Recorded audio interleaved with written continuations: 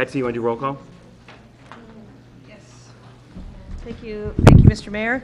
We have Councillor Flax, Councillor Antipas, Councillor Barber, Councillor Grimm, Councillor Moravsik, Councillor Morton, Councillor Perizzotti, and Councillor Watson. And Councillor Nault is absent. I believe he was coming in. Yeah, I saw her earlier. So I think you have a full complement of councillors. She's here. Okay. The mayor of the city, Keith, can you lead us in the pledge of allegiance to the flag? Thank you. Allegiance to the flag of the United States of America and to the republic for which it stands, one nation, under God, indivisible, with liberty and justice for all. I'd like to just have a moment of silence for what happened on Sunday night in Las Vegas. Everybody would stand for a moment of silence. In light of the tragedy in Las Vegas, I think right thing to do. So.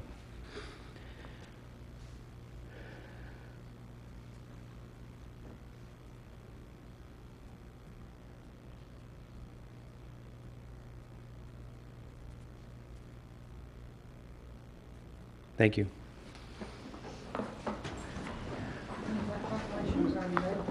What's that? It was. Thank you. Under recognitions, awards, and memorials, we have a proclamation that was already read, and we will recess now for a public hearing for the proposed charter revision draft report. And Betsy, do you want to read the hearing notice? The Town of Groton notice of public hearing.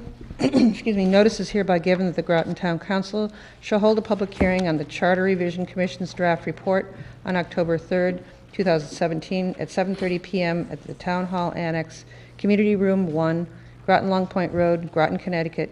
Copies of the draft report are available at Town Clerk's Office, 45 Fort Hill Road, the town libraries, and on the town website, which is www.groton-ct.gov.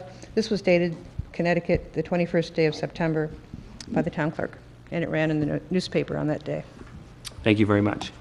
So we have a number of people who have signed up for the public hearing, and we will give each person, when you come to the podium, please state your name and your address for the record. And we will limit the talk to 5 minutes, but there are a lot of people, so if somebody says something that you might have already said or that's already been said, you might want to say you agree with what they've said and add whatever it is that you want to add.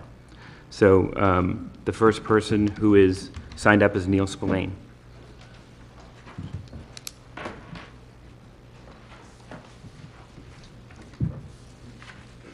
Good evening. I'm Neil Spillane, 147 High Street, Mystic, Connecticut.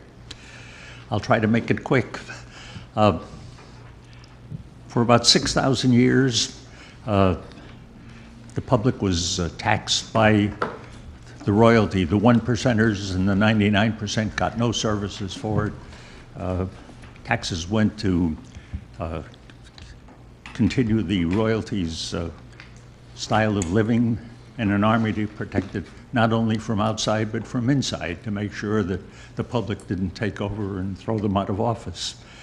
And that worked fine until about the late 18th century, when our country disbanded from the monarchy and decided that a different form of government where the 99% would decide what services they wanted and would tax themselves to pay for it. And that's worked pretty well for us. So we have, in fact, nationally all the way down, a representational type of government. The town of Groton has it at 3 levels,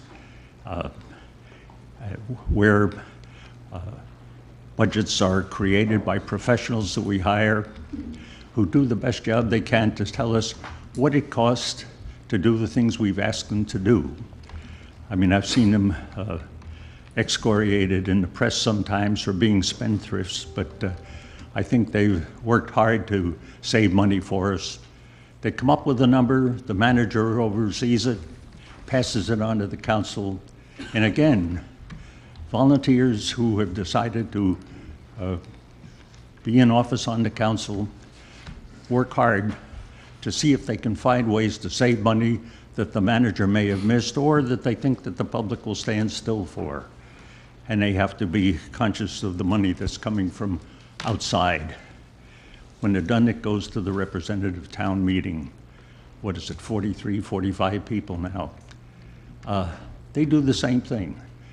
They try to, since they're elected from the districts, they are representing those districts, broad geographical.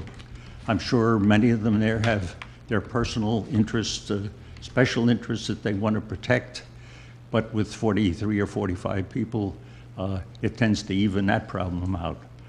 When they're done, they chuck that back to the manager, and we go on another year. So the draft report of the Charter Revision Commission this time says we'll toss out the representative town meeting and we'll replace it with 7 people on a Board of Finance, elected not representationally, but at large. And I think you'd have to be awfully lucky to find 7 financial wizards that somehow are going to find the fairy godmother with more money, or look into the hearts of the town and say, we're smarter, we can decide which, or suggest which services should be deleted, improved, cut, and it'll all work out. My reaction to that is watching how hard it is to get candidates for any of these town agencies, from RTN up through the council, so on, boards and commissions. It's very difficult for special interest groups to influence 23 people on the RTM to have one idea. But it's easy when you only have to influence 4 members on the Board of Finance. So you can load the Board of Finance easily, you can't do it to an RTM. So I think that the idea of replacing the transparency of our RTM just because some loud voices think that sometimes they're not doing a perfect job is throwing out the baby with the bathwater. So the second point has to do with the public referendum. I think all the evidence is that the public, probably less than 1/2% ever actually look at the budget. So 1 minute, Mr. Spillane, just so you know. 1 minute left. 1 minute? Yep. Okay. So when you toss the final, what do you call it, proposal from the RTM to a public referendum or from a Board of Finance, when the vote is in, whether it's yes or no, what you've got is one group that says, I don't want to pay taxes, and the other group that says, I want to pay taxes to protect my special interest. But you come back with a number, and that number is then sent all the way back to the same group that gave you the number in the first place, and really they're not going to work with that number. They're going to work with the dollars that come from property taxes and from the state of Connecticut, and they do that diligently.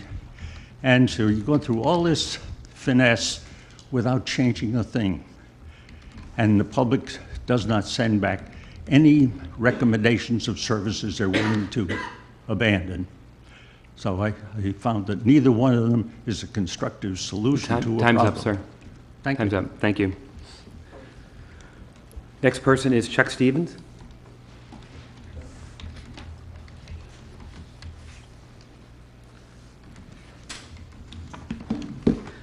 I'm Chuck Stevens, 12 Stony Hill Drive. I want to thank the people on the Charter Revision Commission. They were all volunteers, and they put in countless hours working to try and come up with what they felt were improvements to the town. And if I felt that the improvements or the changes that they suggested were enhancing my ability and my authority as a voter, I could support them. Unfortunately, as I read through them, what they seem to do is diminish my power as a voter, and therefore I cannot support them. Right now, the RTM is democracy in Groton at the form closest to the electorate. My RTM member lives in my neighborhood. He is my neighbor. He or she is my neighbor. They drive on my streets. They walk on my sidewalks. They live in my district. They are responsive to me. They have to be, because every 2 years, they have to have my vote if they want to continue to represent my interests and the interests of my district. Also, because of minority representation, I know that my member of the RTM that the RTM and people in my district, the representatives of my district, will include all the viewpoints in my district and not just those of a particular party or interest group. A Board of Finance could be from anywhere in the town, and they would only be accountable to me as a voter every 4 years. That's too long a term for me as a voter to be unsatisfied or to lack the ability to voice my opinion on the continuity and the continuation of that individual. For town council, at the present time, you serve 2-year terms. So there's a referendum every 2 years as to whether or not you continue, whether or not the voters are satisfied. You basically get 2 budget cycles and you're done. If you don't satisfy the voters and come up with plans and a budget in that 2-year period, you can be voted out. If the council goes to staggered terms, my ability as a voter to change the town council, the people on the town council who aren't operating in a fashion that meets my decisions and my desires, I have to wait 4 years. And you can't make sweeping changes because it's a staggered term. The most you could hope for is to make some gradual changes if you send to the voters the idea of changing the town council terms and making them staggered terms. On the budget referendum, again, we currently have a budget referendum every 2 years. We re-elect the town council, we re-elect the Board of Education, we re-elect the RTM. If we aren't satisfied with the job that they are doing, every 2 years we can decide whether to change them or go with someone else.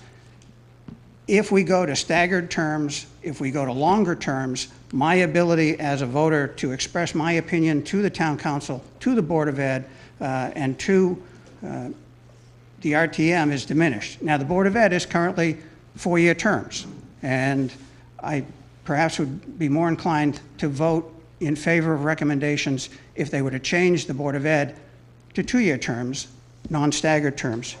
Also, this idea of having term limits, again, diminishes and dilutes my ability as a voter to make choices. It means that there's an artificial barrier saying, even though you have a member, an elected member of office who has done a good job, has been successful, has pleased the voters, after a fixed period of time, they're not able to run again, which means that as a voter, my ability to choose, select, and vote for a candidate is artificially diluted by having term limits. So I thank the people who have worked so hard on the Charter Revision Commission, but unfortunately, I'd rather see changes that would enhance my ability and my authority as a voter rather than dilute it. Thank you. Thank you. Next up is Mike Edgerton.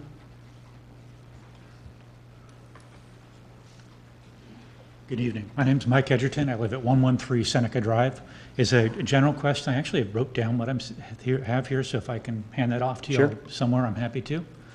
First, just to echo the previous speaker, I really want to thank the members of the Charter Revision Board. They've sat throughout endless meetings for countless hours and done, I think, a very nice job of putting a solid proposal out in front of all of us. So I want to make sure I say that first of all. Second, I want to say something that I think everybody who's been paying any attention to the state budget knows. That is, it's not a fun time to be doing budgets right now. The state has been and is in a sort of perpetual budget crisis. We don't have a budget, and we know that's going to flow down to us. Budgeting is going to be harder, and it's going to require more changes, more creativity than we've seen in the past. I think that the proposal being put together in this draft commission, in this draft proposal, increases the ability of the town to take advantage of the expertise of its staff, its elected employees, and the volunteers who keep much of this running to make changes at a faster pace than we've done in the past. And I think we're really going to have to do that. I don't see a way to, status quo is not going to be okay. When we look at what's going on in the state and we think about the remittances from the state dropping drastically. So we got to change. And I think that the basic ideas of voting and a Board of Finance will allow that to happen better. So specific points, I really want to vote on a budget. I'm retired now, so I can actually come to these kind of meetings. But before I retired, coming to town meetings was difficult at best. Having some vehicle to actually have a say on what goes on is very important. So I absolutely support the idea of a referendum. The Board of Finance, again, I think we're going to need to make changes in the way we operate, whether this is regionalism or whatever. That's fortunately unfortunate for you to decide. But we're going to need changes, and I think this gives us a nimbler, more agile financing mechanism or budgeting mechanism. So I really do support the idea of shifting from a large deliberative body to a smaller body and a more agile process. Number 3, and this is a small point, but I think an important one, there's a definition of the term stakeholder. In the proposed revisions on page 2, there's a term stakeholder which is defined. That term does not include property owners. In our current budget, I think over 70% of the money that goes into the budget comes from the business and homeowners in this town. And to not have them listed as a stakeholder, I think, is a real problem. So I'd strongly suggest that the term stakeholder be adjusted to include property owners. Final comment, and this may reflect some of my ignorance, but in the years that I've been working with budgets in the corporate world, we almost never looked at a one-year budget, or at least the one-year budget was the last thing you did. Budgeting is typically a multi-year cycle because everything you do this year affects what you do next year and the year after that. In the forms that I see the budget, when I go online and whatnot, it's always 1 year at a time. I'd really, really love to see something that looked at a 5-year budget rather than a 1-year budget. I know things change and 5-year budgets are difficult, but if you don't understand what your decisions this year do to the next year and the year after that, it's quite difficult. So again, with that, I'll finish, and thanks again to all the members of the Charter Revision Committee. Thanks, Mike. Next is Ed Ettinger.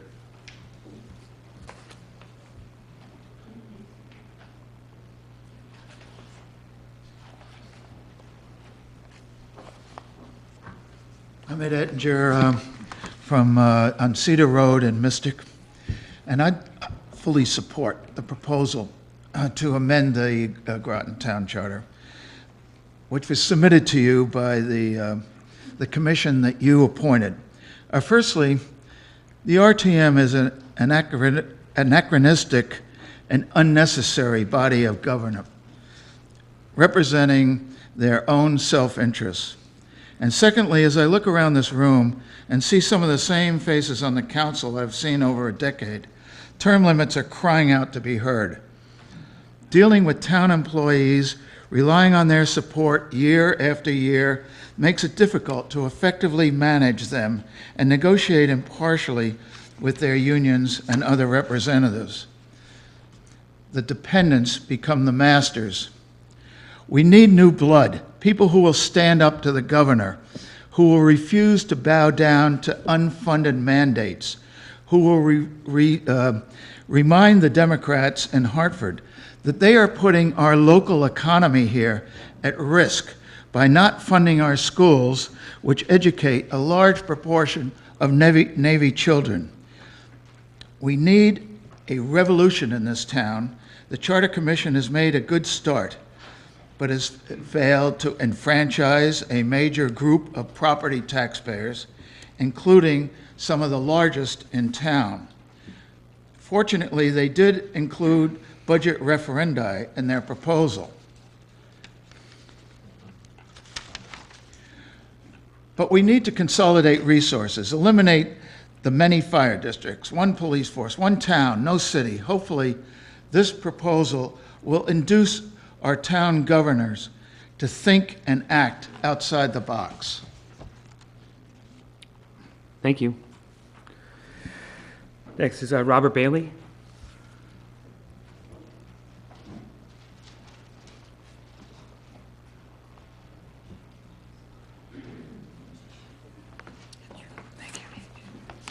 Hello, and good evening, everyone.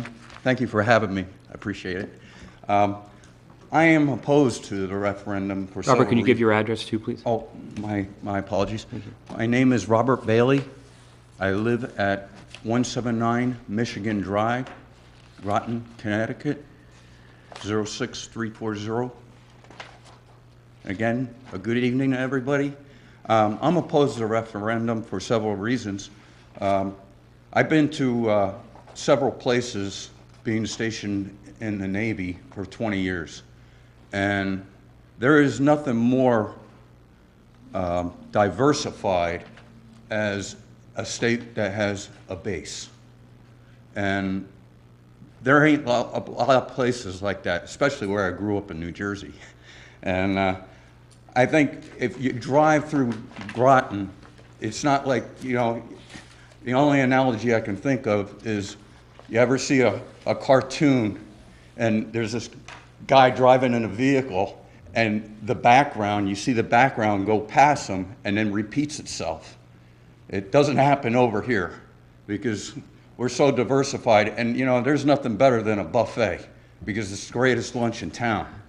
And I think it's a very good thing that we have 41 members that can take a look at something, because the more eyeballs you have on something and people are on the ground looking at the different districts, they're going to represent this, the whole of Groton, the way it should be properly represented. And with representation comes that benefit from the diversity. I have an exhibit. This is a budget book, and it's not just one page, obviously, but it's double-sided pages. And for anybody that lives in Groton to make decisions line by line, it ain't gonna happen. There is no way, because it'd be a referendum, it'd be like yes or no. And now we have less people looking at this book. And that's really important, because, again, people are more informed about what's going on in the town, and that betters the town. I think the town has very good, and the city has very good steam in it, just because of the diversity. And I appreciate you very much for having me this evening. And on to the next speaker. Thank you very much. Thank you. Kathy Chase?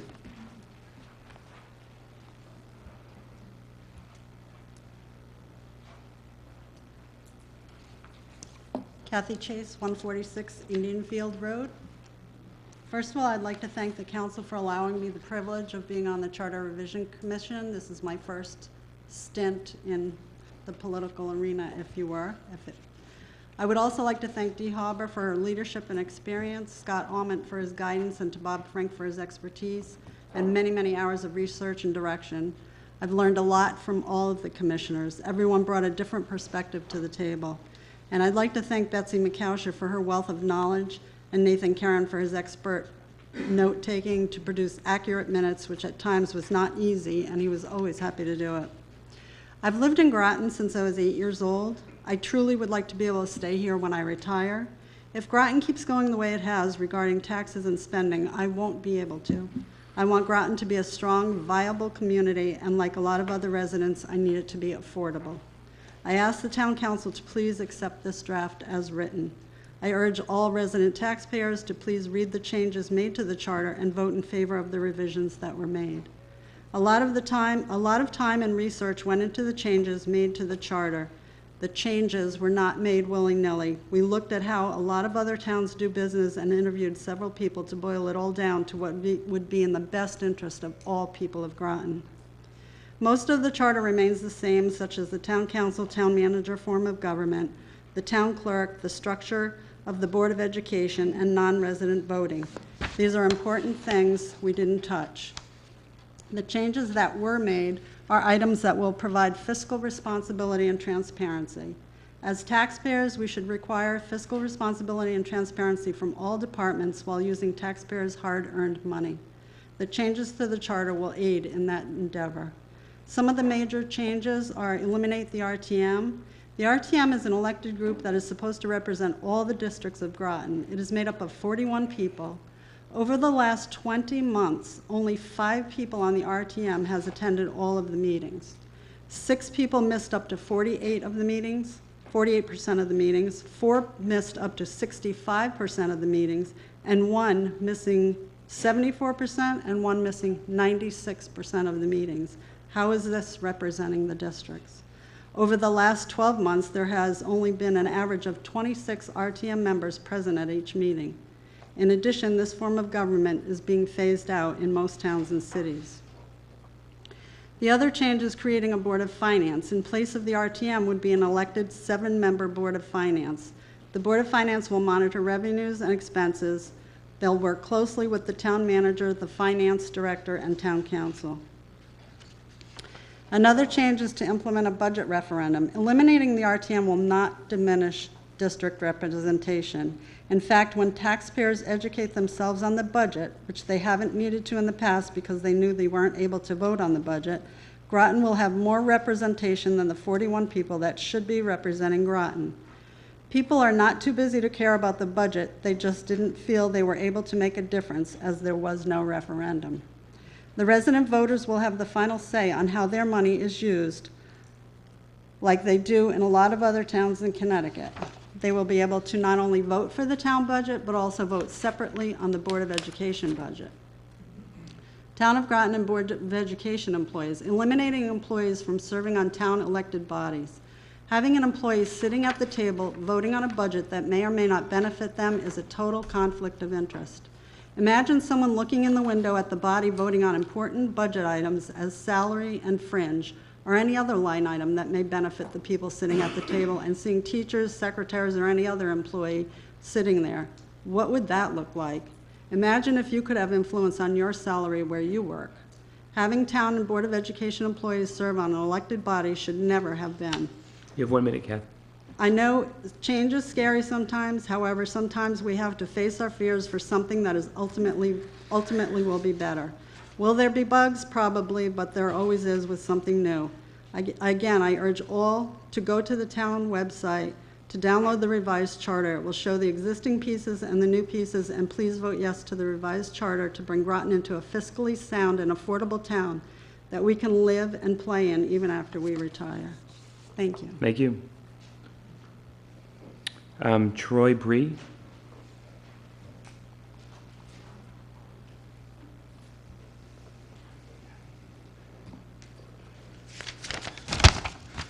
Good evening, Troy Bree, 145 Indian Field Road.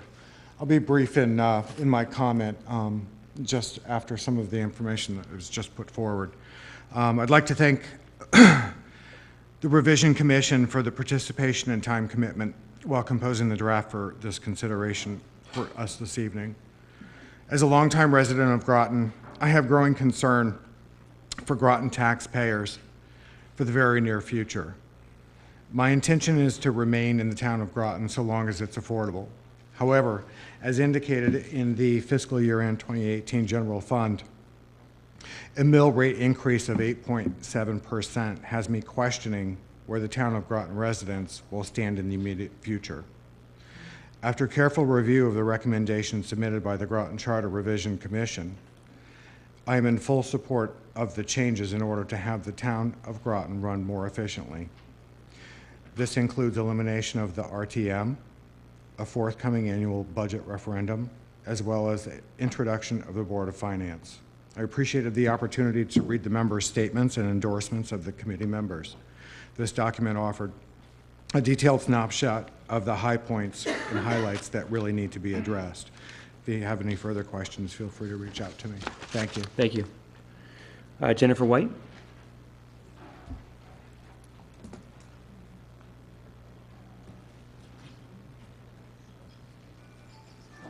Good evening, Jennifer White, 7 Crosswinds Road, Groton.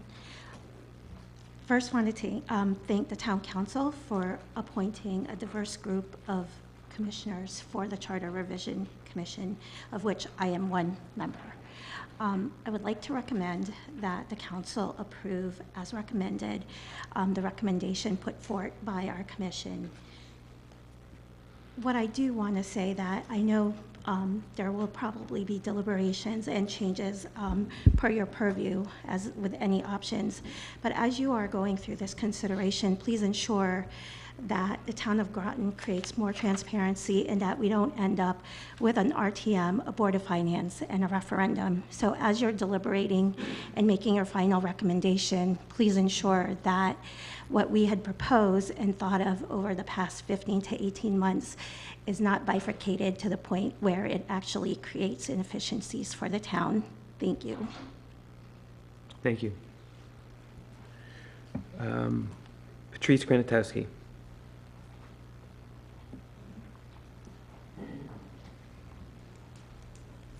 Thank you, Mr. Mayor. Patrice Granatowski, 30 North Prospect Street, Groton. Thank you for allowing me the opportunity to serve on the Charter Revision Commission. I encourage the general public to go to the Town of Groton website, and as other Charter Revision Commission members have suggested, to read the documents. And in particular, there are 2 separate minority reports, one of which I wrote because I disagree with the suggested revisions to the charter. So I'm a history teacher. So I started off looking at why we are in the place we are. And for those of you who haven't lived here that long, back in 1955, the town of Groton commissioned a study about town government. And at that point, we had 25,000 people living in the town of Groton. And at that point, we had a town meeting, traditional old New England thing where everybody shows up and everybody votes. We had a board of selectmen, and we had a board of finance. And at that time, when they wrote the book, Committee of 19 wrote their book, they said that Groton was too large to have that form of government, and we had 25,000 people. And at that point, they got rid of the Board of Finance, they got rid of the town meeting, and they implemented a checks and balance system with a town council, a representative town meeting, and professional town management.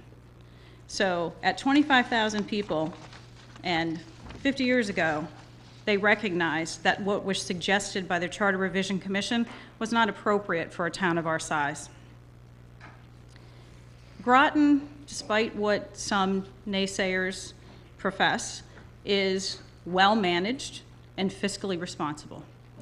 We are looked at as one of the most fiscally responsible towns in southeastern Connecticut. And other towns are starting to do some of the things that we've had in place for years. So Stonington was praised in the newspaper because they are starting a fleet reserve fund, which we've had for years, and only recently people have chosen not to fund and are gutting. I'm a strong believer in the RTM. I served for many years on the RTM. The RTM represents the whole town of Groton. Excuse me. We are a republic, we're not a democracy.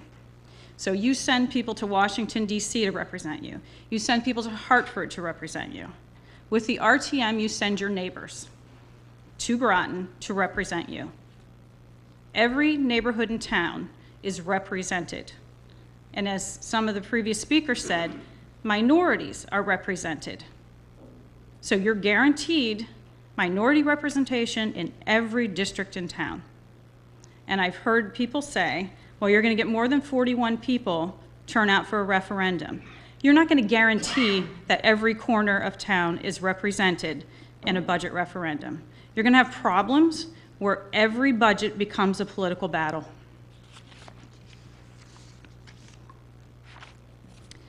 The RTM has kept up with the times. It has not stagnated. Political leadership has changed as the mood of the town has changed. It's gone from Democrat to Republican control. You have minority representation on every committee. Despite what some people have said, the members of the RTM do their homework. Every RTM member studies that whole budget book, line by line, learns it, deliberates for hours upon end, and then votes on every single item, making informed decisions. I resent the fact that some people say that the RTM members do not do their job. Patrice, you have 1 minute. The comparisons made during the charter revision were made between towns that are nothing like Groton, very small towns, very different economic circumstances. We have budgets of $130 million. We cannot rely on amateurs to give us financial advice. I want a paid professional giving my town councilors financial advice. Elections aren't cheap. Budget referendums, elections, $22,000 for one election. Summary, I'm opposed to the whole charter revision proposed. I hope you will reconsider sending this forward. And if you do choose to send it forward, I hope the general public recognizes the error that was made in putting forth these changes. Thank you for allowing me the opportunity to serve on the Charter Revision Commission. It was an honor, and it was an exercise in learning about town government and why we got to the place we are today. Thank you. Thank you. Madam Clerk and councilors, I have documents. I only have 5. I have one for Ms. McCousher, and then we can distribute the rest, from Barbara Tarbox, who could not be here this evening, so I'll just pass it over to Betsy. Okay. Thank you. Thank you. Roseanne Katowski?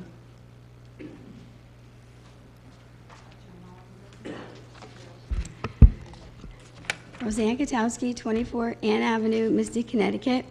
I also want to thank you for the opportunity to serve on the Charter Revision Commission. I would like to compliment the town clerk and the assistant town clerk for their excellent work in support of the Charter Revision Commission. The minutes and the motions lists present a clear documentation and understanding of the commission's work. In my comments tonight, I'm not planning to counter the minority report due to time limitations. I plan to do that at the future meeting with the town council and the commission. Tonight, I'm going to speak in support of the Charter Revision Commission proposal, which I hope will gain town council support. As the town council is aware from the minutes and motion list, much remains the same under the Charter Revision Commission proposal, such as the town retains a town council, town manager form of government, and the town council is elected at large. However, there are some important items that will lead to changes to the town of Groton budget process that will produce fiscal responsibility, voter participation, and budget and revenue guidance. Here are some of the highlights which I hope you will support. Eliminate the RTM, implement a 7-member Board of Finance elected in 4 staggered terms, implement a budget referendum which is bifurcated, 1 for the town and 1 for the Board of Education, adopt term limits for the Town Council and Board of Education to 3 consecutive 4-year terms, change Town Council terms to 4 staggered terms, restrict the Town of Groton and Board of Education employees from serving on town elected bodies, and create an ethics commission. The proposal by the Charter Revision Commission attempts the structural changes that allow for more fiscal responsibility and transparency, a budget referendum to increase voter participation, and a finance board to monitor revenue and expenditures and assist the town council. The town of Groton budget process is broken. Consider that taxes in Groton have increased 16.5% over the past 3 years, 8.7% for 2018, 3.7% for 2017, and 4.1% for 2016. All agree this is not fiscally responsible or sustainable. There must be structural change in the budget process while maintaining the governing bodies and positions that are generally thought of as working well, such as the town council and town manager. The charter revision proposal does this, as well as creates more transparency and voter participation. Please publicly support the Charter Revision Commission proposal and send the proposal to the voters of the town of Groton. Thank you again for the opportunity to serve on the Charter Revision Commission. Thank you, Roseanne. Do I have any time left? Yes. Okay. I just have one more comment to make. I would like to point out that in the city of Groton, every year, every city voter and taxpayer has the right to vote yes or no on the Groton city budget at the Freeman meeting, meaning the city of Groton actually does have an unfettered budget referendum every year. So having a budget referendum is not foreign to Groton. Thank you.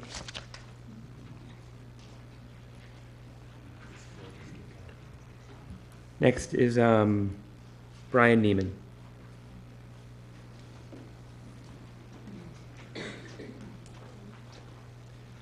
Brian Neiman, 76 Allen Street, Allen. Basically, I had 2 points that I oppose the elimination of the RTM. While in theory, a budget referendum opens up everything for all voters, the reality is it doesn't take into account demographics.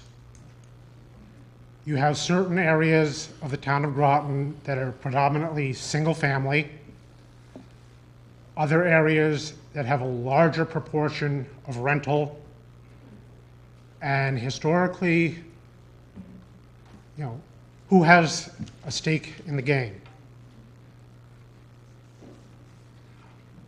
If predominantly single-family, you're going to get more turnout for a voter referendum.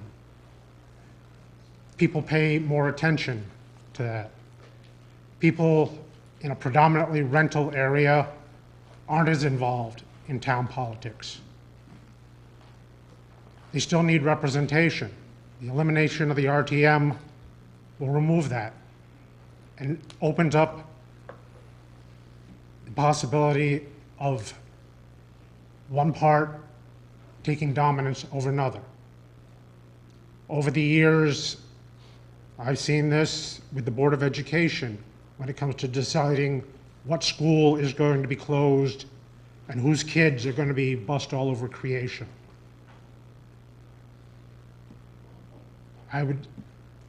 In theory, it would be nice if everybody came out, voted on a referendum. But the reality is, you're probably not going to see that. So I would heartily recommend keeping the RTM form of government. Thank you. Thank you. Fred Kent.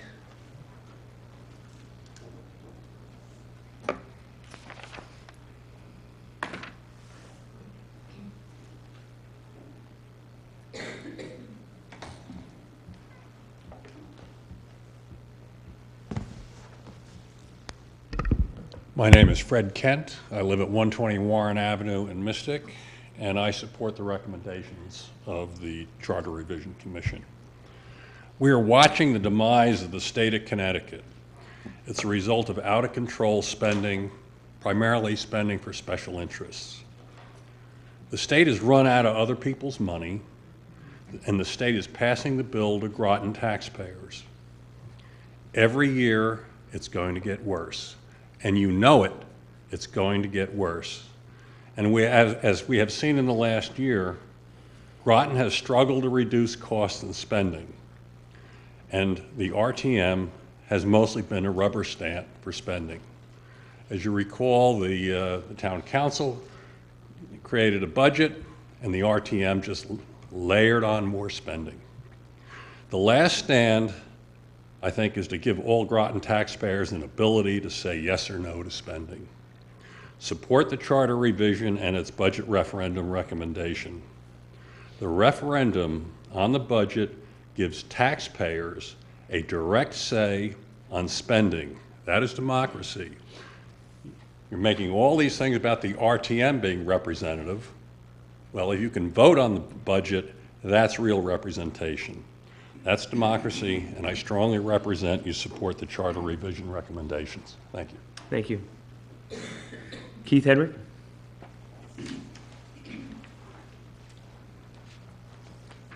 Thank you. My name is Keith Hedrick. I live at 156 Shanacasa Parkway.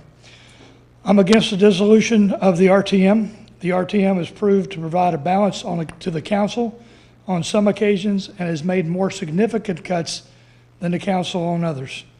The RTM provides representatives from all districts, so all citizens are represented during the budget process. The RTM goes through a rigorous process to review and understand the budget prior to voting. On the Board of Finance, there are no qualifications for the Board of Finance. I understand that they are elected at large, but there should be some sort of criteria if they are to be given the responsibility for the full finances of the town of Groton if the intent is to raise the current standard. Neither the town council nor the Board of Finance has requirements to have representatives from each voting district. Currently, with the RTM, all districts are represented. This helps ensure representation across the town. This would help prevent domination of the two bodies by a small section of the town. Section 5.2, election, duties, terms of office, and selection of chairman, performance of chairman's duties in his or her absence. This section states the town council shall issue an annual town report. This should be the town manager's responsibility since he is responsible for the day-to-day operations of the town. This was removed from the town manager powers and duties sections of the current charter. There are other sections in the proposed charter where the town manager's responsibilities are diminished or where the town council is inserted. Do not tie the town manager's hands. Either he is responsible for the day-to-day operations of the town or he is not. I am against the referendum due to the cost of repeated referendums as experienced by nearby municipalities.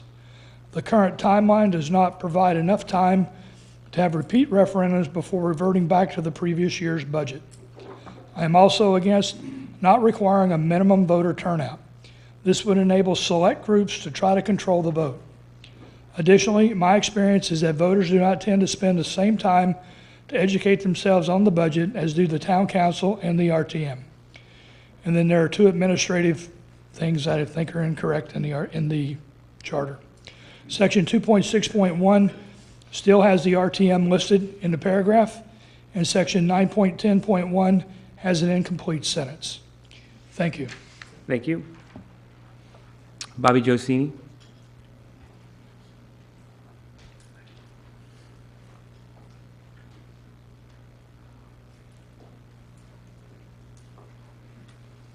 Hi, Bobby Joe, Sini 316 Groton Long Point Road.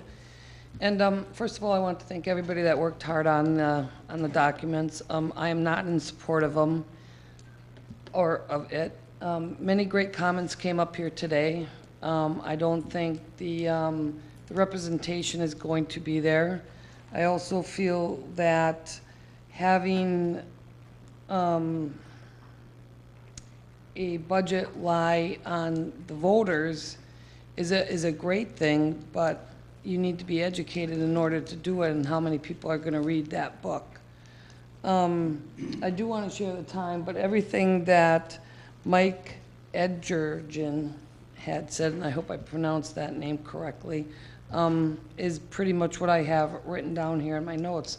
I'm not in support of it, and maybe the council can just take a step back and review the documents, and maybe another time.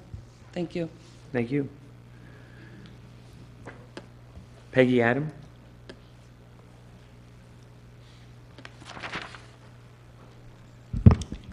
Peggy Adams, 30 Circle Avenue in Groton. I too would like to thank the commission for their work. I observed them many nights as I attended their meetings. And I would like to thank them for their efforts. They were obviously very dedicated and committed.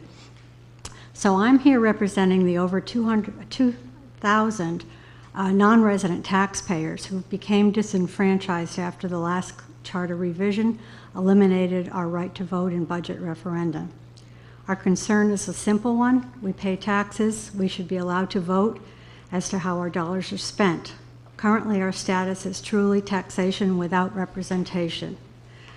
In the September 15th legal opinion that was issued by attorney Judith Blank of the Day Pitney firm, states in summary, and I'll read it, I understand you have a copy of this, but states in summary that if a combination legislative body were to be incorporated into the charter and the charter were to require that the town meeting be adjourned to referendum vote, then non-resident taxpayers could be permitted to vote in referenda, as they are in many towns in Connecticut. Therefore, I respectfully again request that the voting rights of non-resident taxpayers be reinstituted with this new charter revision. Thank you. Thank you.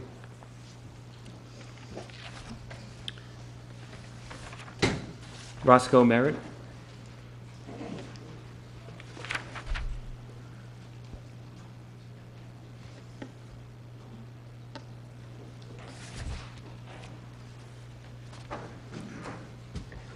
Thank you, Mr. Mayor. My name is Roscoe Merritt, 19 Birmingham Court, and I represent District 1.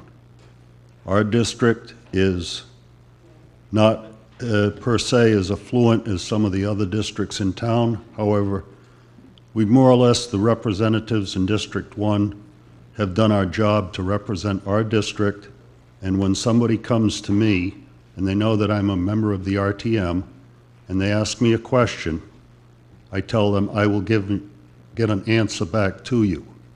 I tell them, you may not like the answer, but I'll get an answer back to you, whether they're from District 1, 5, 6, or 7, or wherever in the town.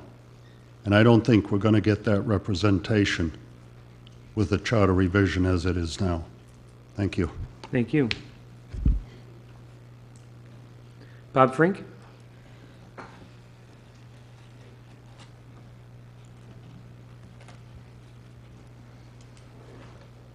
Good evening. My name is Robert Frank. I am a member of the Charter Revision Commission, and my wife thanks you for appointing me for 15 months and keeping me busy and occupied.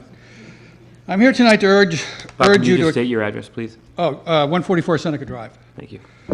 I'm here to urge you to accept our draft report and send all recommendations that are determined to be in conformance with the state statutes to the voters at the earliest possible time. This request is based on the depth of our membership, our methods, and the reality of our current situation. The members were chosen through a rigorous process that resulted in a group of 11 citizens that represented a cross-section of the views and expectations of our entire community. Some members had prior experience in town government, others had none. This diversity was a valuable asset which fueled spirited debate on all sides of an issue. We adhered to Robert's rules, and at no time did we become victims of peer pressure or groupthink.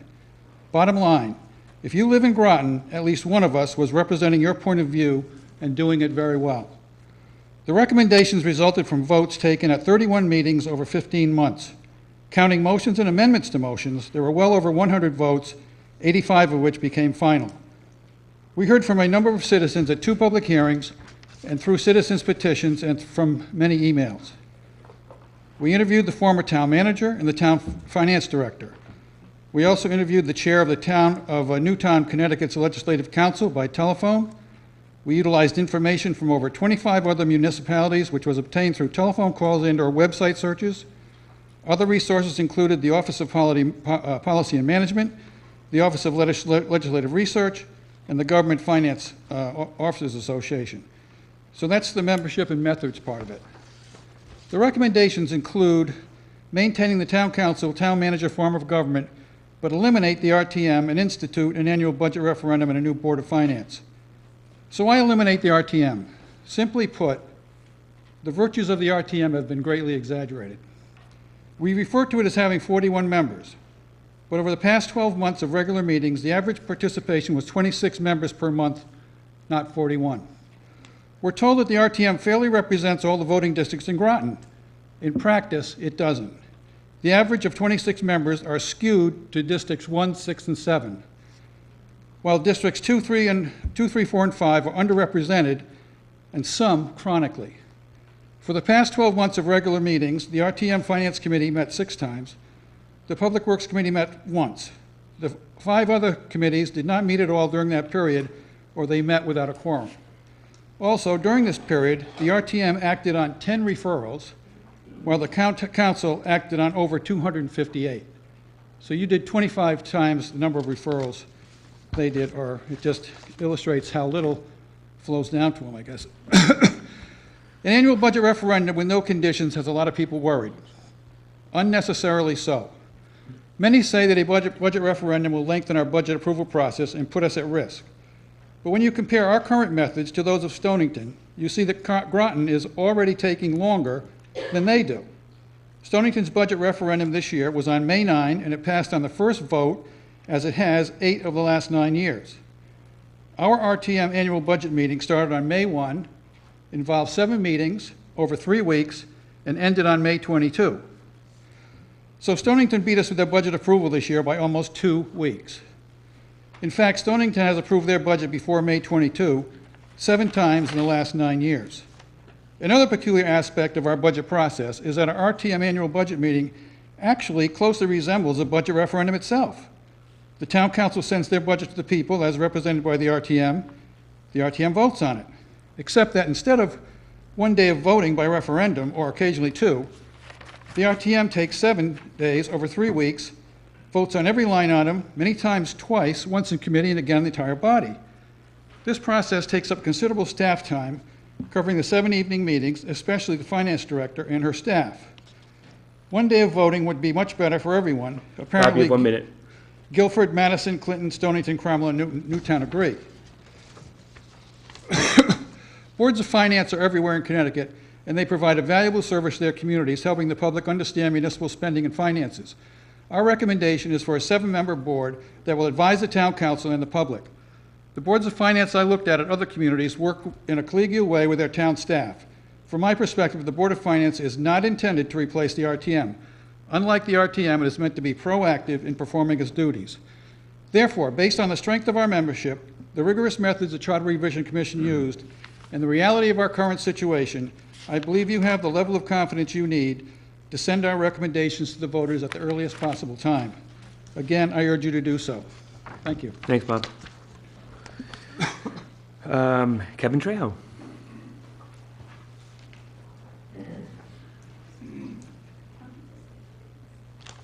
Kevin Trejo, 536 Shenecosset Road. Thank you to everybody who's been involved. Quick, I'm going to be short tonight. I'm opposed to the RTM being abolished. On this, I'm opposed to a referendum. And Groton is affordable. It's not the state of Connecticut, it's Groton. Representation, I don't care what they say or anybody says, there isn't enough representation for the whole town, unless it changes. If you want to change, then go to a city format. Get an elected mayor, sorry, John, and get 21 town councilors with representation in each district to represent the people and pay a mayor to run this town. If not, we're just throwing things in the air to make people happy. Okay, I want a referendum, I want to vote, I want this. But it seems like I have people who are running for the RTM who want to get rid of the RTM. That doesn't make sense to me. You know, why run? I got people who don't want this, they want to go on a town council, but we want to split the town council up into staggered terms. Get a body that can work if you want to get rid of the RTM. You don't have to go to referendum, because what we have now, at least with TV, communication, people are talking. I go out for breakfast in the morning, people say, hey, I saw you on the TV, or you see what the council said last night? What's going on with this? And there's conversation and discussion. There's not going to be conversation and discussion when you take things off the TV and you have just 7 people sitting down in a room talking and then presenting it to a council. You're going to have less involvement. Renters are taxpayers also and property owners. They own cars. They need to be more involved. They're not involved, like some people say, because they pay rent, but they're paying taxes in their rent and everything else. We don't have representation because in districts 1, 2, and 3, they're going to get killed by this. I'm not going to go on more because more people to talk anyway, but I'm totally opposed to what they presented right now. Thank you. Thank you. Jean-Claude?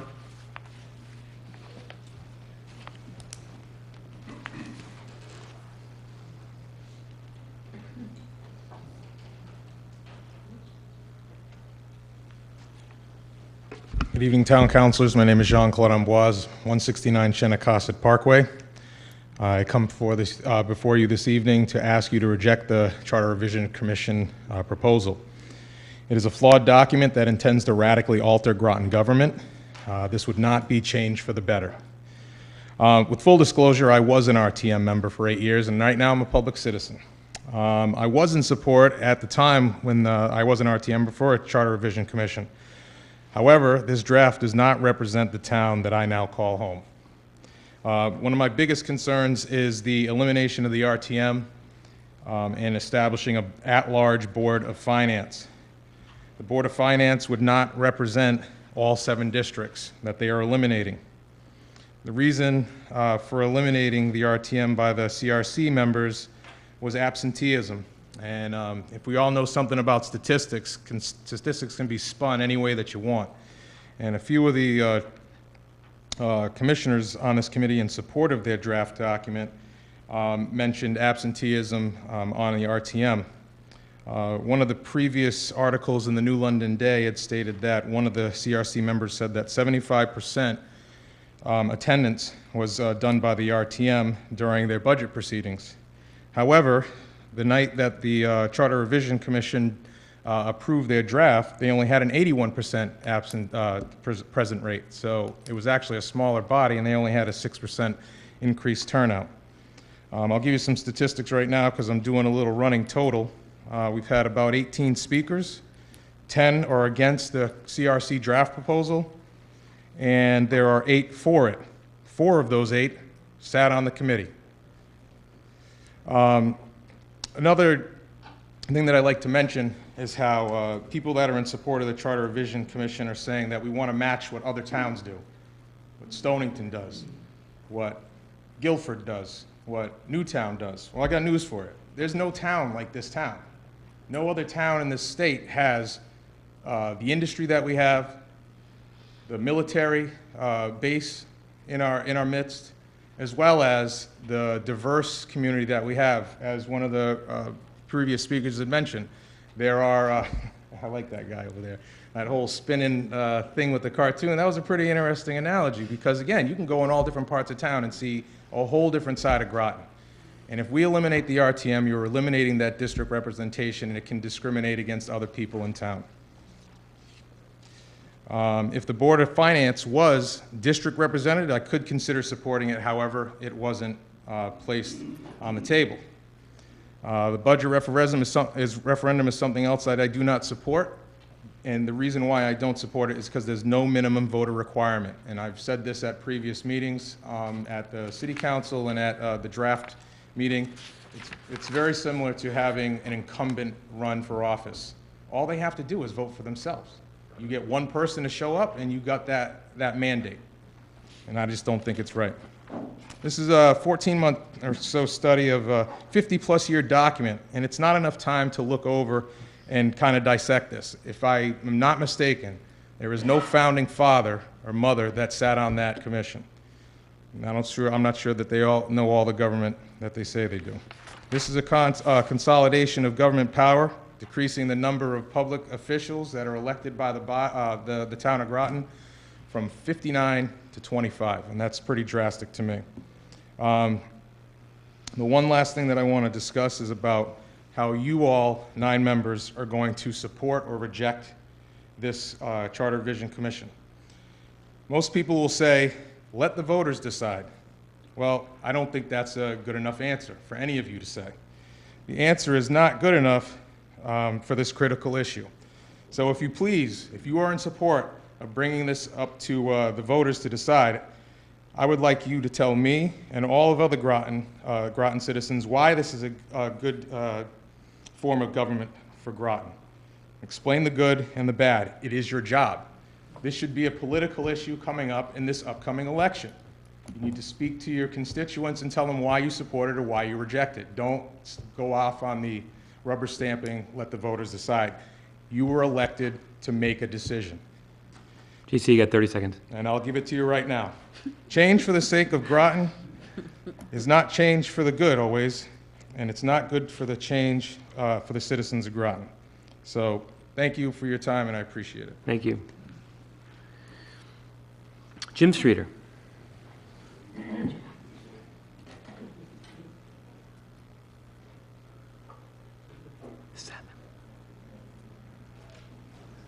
How's the hip? Good evening, councilors and mayor, manager. I'm Jim Streeter at 64 Pleasant Street, Groton, Connecticut. I also will express now that I am a member of the RTM. And the reason why I said Groton is because the RTM and our council represents Groton. I'm not here from the city. I'm not here from Groton Long Point. I'm not here from Pequannock, and I'm not here from Noank or Mystic. I'm here for Groton. Now, in my 35 or 40 years of being involved in Groton politics, that's the way I've always looked at it. And I come before you tonight because I've been involved with the RTM, and I've seen many, many people. The length of time is 16 years that I've been on the RTM, on and off. I've seen people that knew nothing, but I've seen people that were very experienced in governmental operations. And they all dedicate themselves. Do we miss meetings? Absolutely. Do you miss meetings? Absolutely. But we play catch-up, and we take that book, and we study that book, and we learn that book, and then we vote our conscience for the entire town of Groton. Not the city, not Mystic, not Noank, Pequannock, etc. So I come here tonight to speak in favor of rejecting the charter revision. Our form of government has been in place since 1956, and in my opinion, it's not broken. And you don't have to fix it. Does the charter need tweaking? Absolutely. I find a few things in the proposed charter that concern me. One of the things that the RTM also does, besides the budget, is accepts or rejects ordinances. That's done away with. So where's your check and balance in the new charter? There is none. I hear the word minority representation. I know that means politics. But to me, on that Board of Finance, minority representation would mean somebody from each district, somebody to represent each district. That doesn't exist in the proposed charter. Recently at the RTM, there was a concern about employees in the town of Groton being members of the RTM. I did a little research on that, and I think it should be considered again, because there's the Hatch Act to start off with. If a person is an employee and is on a governmental body and expresses that he is or she is, and or refrains from voting on an issue that may affect his or her salary, I think that's appropriate. So I think we're violating the law by excluding those people from being on governmental processes. Now, also, it says the Board of Finance shall determine its own rules. To me, what that encourages, runaway government. You can't have something like that. As far as the budget referendum, very costly, and I heard one of the previous speakers saying, well, Stonington won out of the last 9 years. But the previous to that one of 9 years, there were 5 referendums. Now, if it's going to cost us $25,000 for each referendum, there's $125,000 that we could spend on social services or something that we might need. I do appreciate the time and effort that the Charter Committee put into it, but I certainly do not recommend that the council vote in favor of it. Thank you very much. Thank you, Jim. Leanne Aubrey.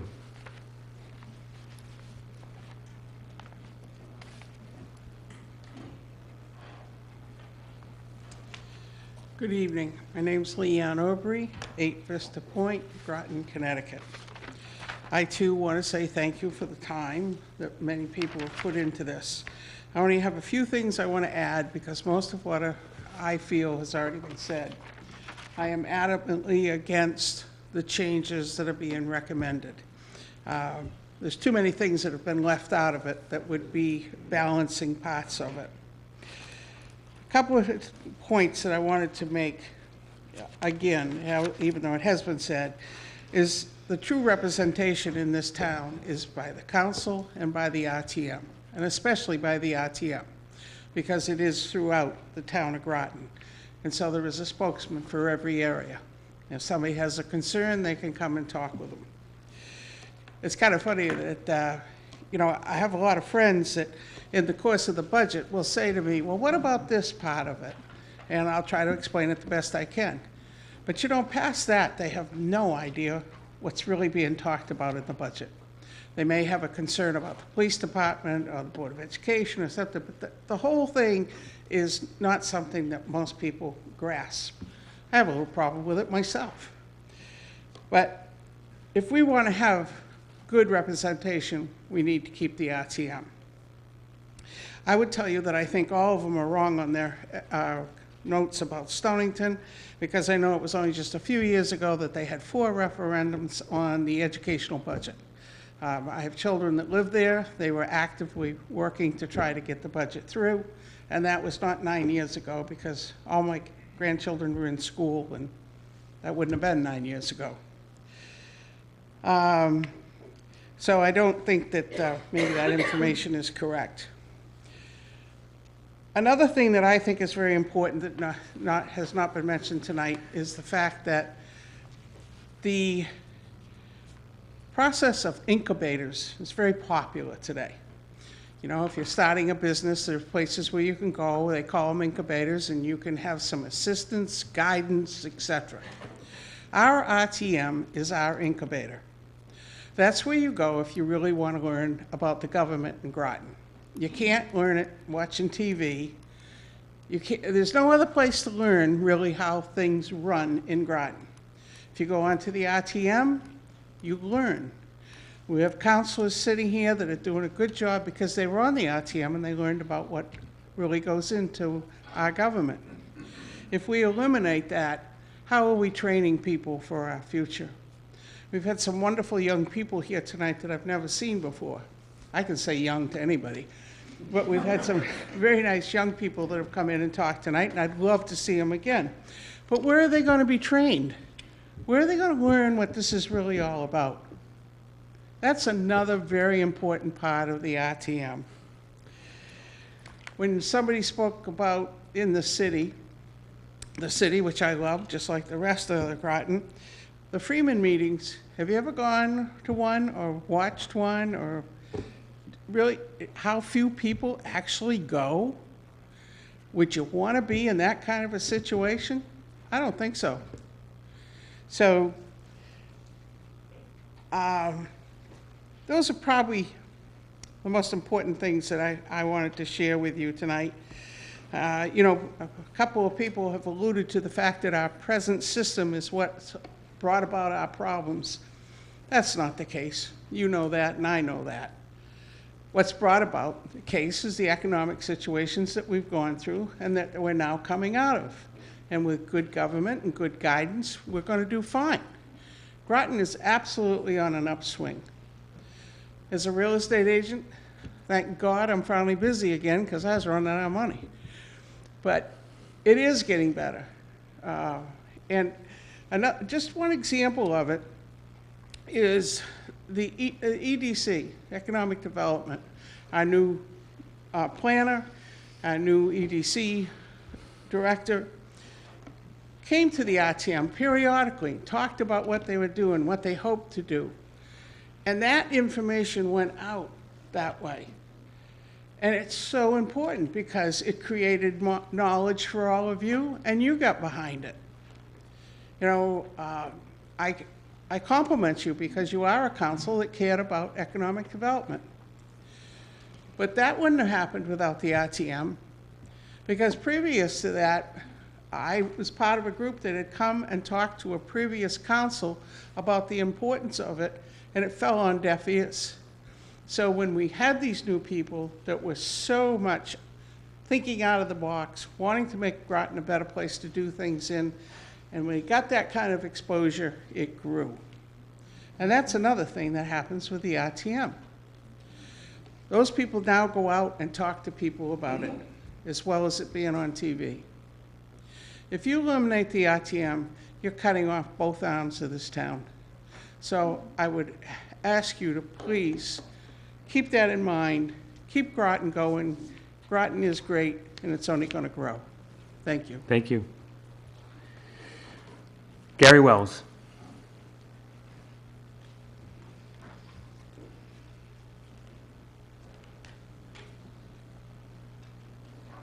Hello, I'm Gary Wells, 5 Route 27 Mystic, or Old Mystic. I represent District 5 in the RTM, which would be Old Mystic, Burnett's Corners, Center Groton. Having been on the RTM through 2 budget cycles, I'm well aware the town has problems with revenue and trying to get things done. Time and again, we come back the second year, there's the same thing, we need money for this, they don't get it, we cut it, and they're trying to get things.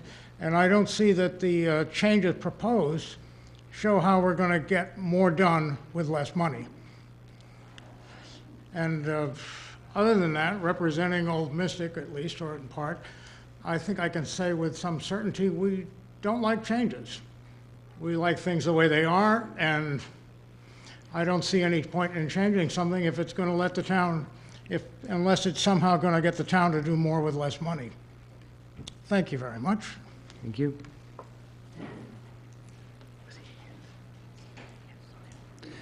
Natalie Billing. Let's go who's who of Groton. Good evening. Natalie Burfoot Billing, 15 Ashby Street. Mr. Mayor, members of the council, thank you for the opportunity to speak to you tonight about the Charter Revision Commission and for your service to the town. And thank you to all those who served on the Charter Revision Commission. I know it was a huge job and they spent a lot of time on it. And there are changes in the proposal that I support, like applying the minority representation rule to the town council. It always seemed odd to me that it applied to the Board of Ed and the RTM and all our boards and commissions, but not to the town council. So that's a recommendation in the report that I support. For those listening who might not know, the minority representation rule refers to that a body cannot be all one political party. So there are other things that I'm not necessarily opposed to. I'm not necessarily opposed to a budget referendum. But I do have some heartache with the particulars of the one proposed in this proposal. And I'm not opposed to adding a Board of Finance, but I am puzzled. And my puzzlement is this. I went and did some research. I tried to find another town in Connecticut that has a town council form of government with a town manager and a Board of Finance that's elected but would have no authority. If you read this proposal, if I'm reading it correctly, the Board of Finance that's being proposed is advisory to the town council. They have no authority. There's not another town in Connecticut where it's like that. I went and looked at charters for all the towns. I was reading reports. I can't find one town. Why would you create a Board of Finance that has no authority? If the town council really wants an advisory group to help you with the budget and town finances, you can create that. You can create a commission. You don't need to change the charter. I don't know why you would want that. Everything being assigned to the Board of Finance when I served on the town council were core functions of the town council. A 5-year financial forecast, we did that. Jane Dauphiné shared hers with me before I was on the town council. That's not something new. If you're not doing that now, I'd be really surprised. Critical analysis of finance reports, we did that when I was on the town council, and so have previous town councils. But again, I don't care if we want to create a Board of Finance, then give them the authority to do the budgeting. They become the ones who approve the budget. You take that off the town council's plate, and you be a legislative body and deal with all the other things town councils deal with. That's what other towns do who have town councils and Board of Finance. They separate those functions. And I can go through the list of towns, but I don't have time in my 5 minutes, so. The other problem I have with this proposal, I'm opposed to chaos and confusion. And my prediction is if this proposal is adopted in its current form, there will be confusion and chaos. Why? Because too many things in this document are not spelled out in enough detail. There'll be disagreements and arguments about what the charter says and what it means. It's all new to us. We have a new town manager. Some people who wrote it feel they know what it says or what they intended, but for the many of us looking just to the words on the paper for clarity, there are things missing, too many things. I'll give you one example. Currently, the charter lays out a clear timeline of when the Board of Ed and subdivisions have to present their budgets to you, right, to the town manager and to you. This new proposal says the Board of Finance and the town manager will, quote, communicate a schedule no later than October 30th. How's that going to work the first year? There will be no Board of Finance on October 30th. They won't be elected until November. There'll be no one to set the timeline. People are going to be wondering, well, what, who, when am I supposed to, what's dictating when this is supposed to happen and that? You can't leave those kind of things to be determined. It needs to be laid out and spelled out. I also don't like the change to section 8.2.1 regarding the town attorney. It essentially relieves the council of the duty to review and appoint a town attorney at the beginning of their term. It means a town attorney is appointed indefinitely. I disagree with that. And here's an example of a small but important change that I'd like to see included, but it wasn't. The charter has always clearly and wisely spelled out that no resolution of the town council can pass without 5 affirmative votes. That's still in the charter, thank goodness, and you all understand why. You don't want to have a meeting where only 5 of you are present and 3 of you can pass something. 1/3 of the body shouldn't be able to do that. But guess what? There's never been any language like that in the charter for the Board of Education. And there still isn't in this proposal, and it needs to be there. A vote to close a school or hire the superintendent, the Board of Ed can pass that with 3 votes of a 9-member body. That's not right. It shouldn't be. It's in here for the council. Please get it in here for the Board of Ed. So what's my bottom line? Take more time with this. It's too important to rush. The language needs to be reviewed. You need to know the details of what you're approving before you send it to the voters. Most voters are not going to review this 26-page proposal in detail, and they wouldn't have the experience to recognize some of these pitfalls You have 30 if seconds, they Natalie. haven't served. 30 seconds. Thank you. So a lot of voters are going to vote for or against this on the basis of a couple of big items. Maybe they want a budget referendum, and they don't care how much it's going to cost. Could cost $100,000 a year, over 10 years, $1 million. I'm not sure that's the best way to spend our money these days. Or maybe they're annoyed and think the RTM is why their taxes have gone up, because they don't know the RTM has actually reduced the budget many, many years, as it did this year. When you all approved an 8.7% increase, the RTM actually lowered that. And that's been true many years before, but a lot of voters don't know it. So, my message to you, take the time to get this right. Don't create chaos and confusion. If we're going to have a Board of Finance, please give them the teeth to do something and take that off your plate. Thank you very much. I appreciate your time. Thank you. Dan Mello.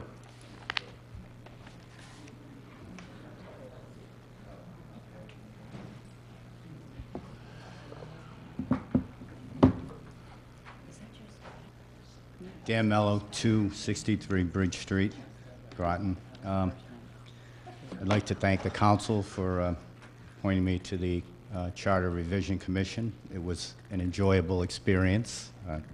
It's my first venture into the world of politics, and it may be my last for a while, that's for sure.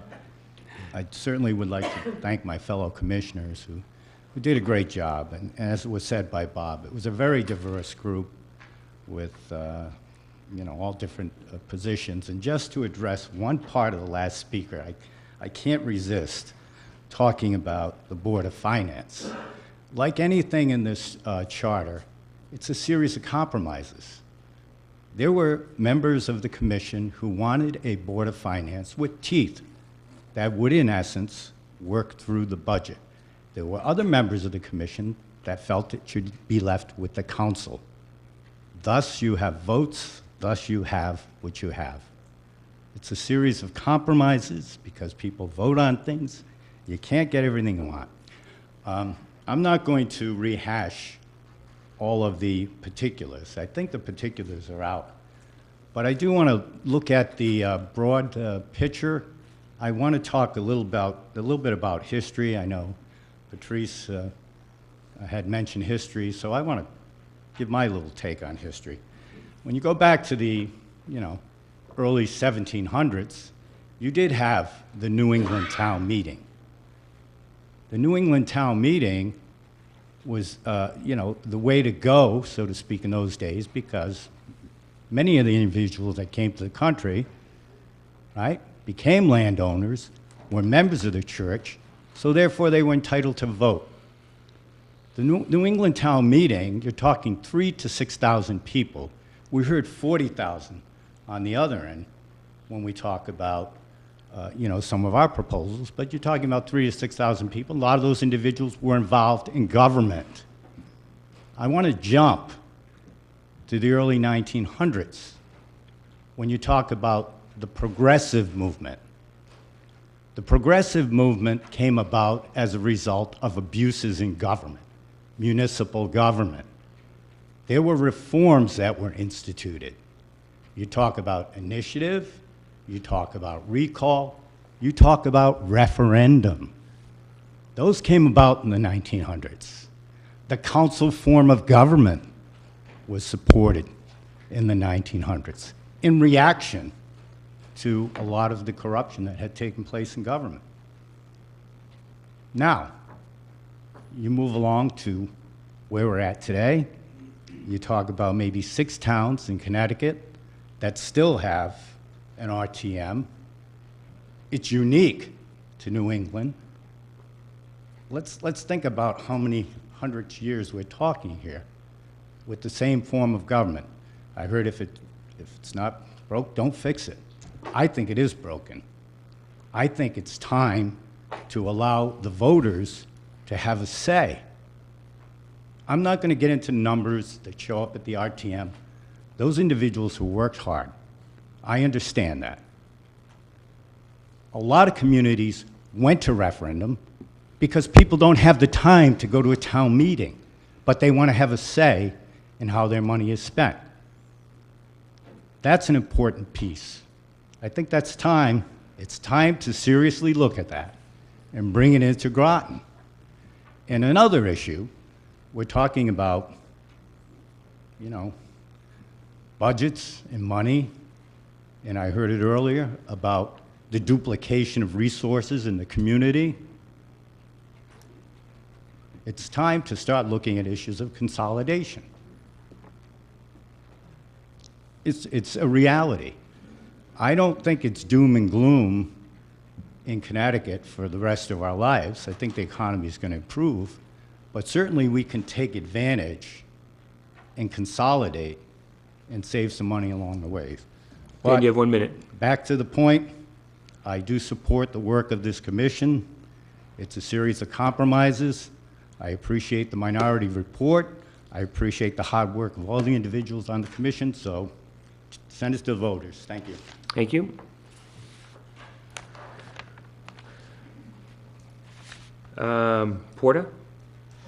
Portia, I'm sorry.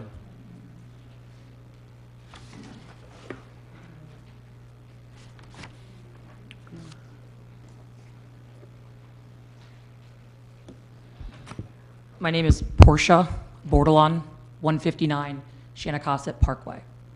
I just want to say that I do not support the charter revision. As many people by this point, as I'm at the end of the list here, have said many different things. One of the biggest concerns I feel that we will lose is the diversity. Look at our town council. As I walk around my own neighborhood in District 2, I feel like the town council doesn't effectively represent the district in that particular corner of town. So if you're going to have a board of finance, 7 members, I believe, is the number, it needs to have a person representing each district, and they should be able to have a voice about what's going on in their particular area. One of the greatest things about the RTM is the fact that the people live right in the neighborhoods, and people can say, you know what, I was running down this road, this needs repair. What's going on over here? You know, you can actually see what's going on. I think that is a huge asset to our community. With no disrespect to the Charter Revision Commission, how are they voted on?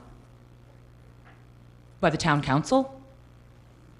I find it also very strange that here we are about to come up for an election in November, which a lot of seats are up for re-election, RTM, town council, and here we are trying to rush this through without a lot of thought, like a lot of people have already said. I also feel that the Charter Revision is a huge cover-up. I feel like the Charter Revision, the main things that you see out there being televised or on the radio, is that it's let's eliminate the RTM, let's get a Board of Finance. But if actually the community sat down and read each part, each piece, line by line, and had someone to contact to say, what is this? I'd like to be able to contact some people and ask some questions about it. A lot of the things in there I feel are being pushed through with those two main ideas being on the top of the list. The RTM has limited diversity as it is now, but that is the only diversity that's brought. The city recently had an election, and there is more diversity in the city. I have major concerns. People brought up single people. I heard a guy comment in the audience, they should get a job, work. You probably didn't hear it back over here, but I did in the corner over there. A lot of people can't run. They cannot run for positions because they have to work because of the state of our economy. They may not own a property in the city or the town, but do you want them to stay and buy a home here eventually and have the right to vote on the future and the community in which their children live and serve on a daily basis? They should have the right. Wouldn't that be a motive to get people to stay? Eliminating people's right? Having the right to vote should be enough. Having a legal address and a child registered in school should be enough. Paying car tax. You're eliminating the military families. I really think that I would like to see, and I propose, or if I had a choice, is that the town council says, you know what, let me relook at this, really look at the language that's used in here, who you're offending, what areas you're not actually not representing. You know, I've been talking to people as I've been out myself running for RTM, for District 2, and people said to me, well, what is your stance on this? This is great, you know, I like having somebody that lives locally that can tell me about things that are going on that I can feel comfortable to contact. A Board of Finance is not going to give us that. I also would like to say, as regards to the absentee of the RTM, I watch a lot of the stuff on TV. We're all busy. I also can speak on behalf of one person. I won't mention their name, because if you know the people on the RTM, then you'll know this. There's somebody on there that's sick with cancer. So I just would hold judgment on all absent people of the RTM unless you fully know the extent of their background. There are some people on the RTM that have been serving for many years with dignity and respect and deserve the respect of their fellow citizens in this community that have become ill and not able to serve. I'm against the charter revision. I feel it's rushed. I feel it needs to be looked over.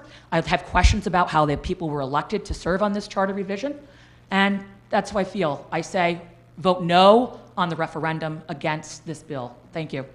Thank you. Susan Dean Shimbrad.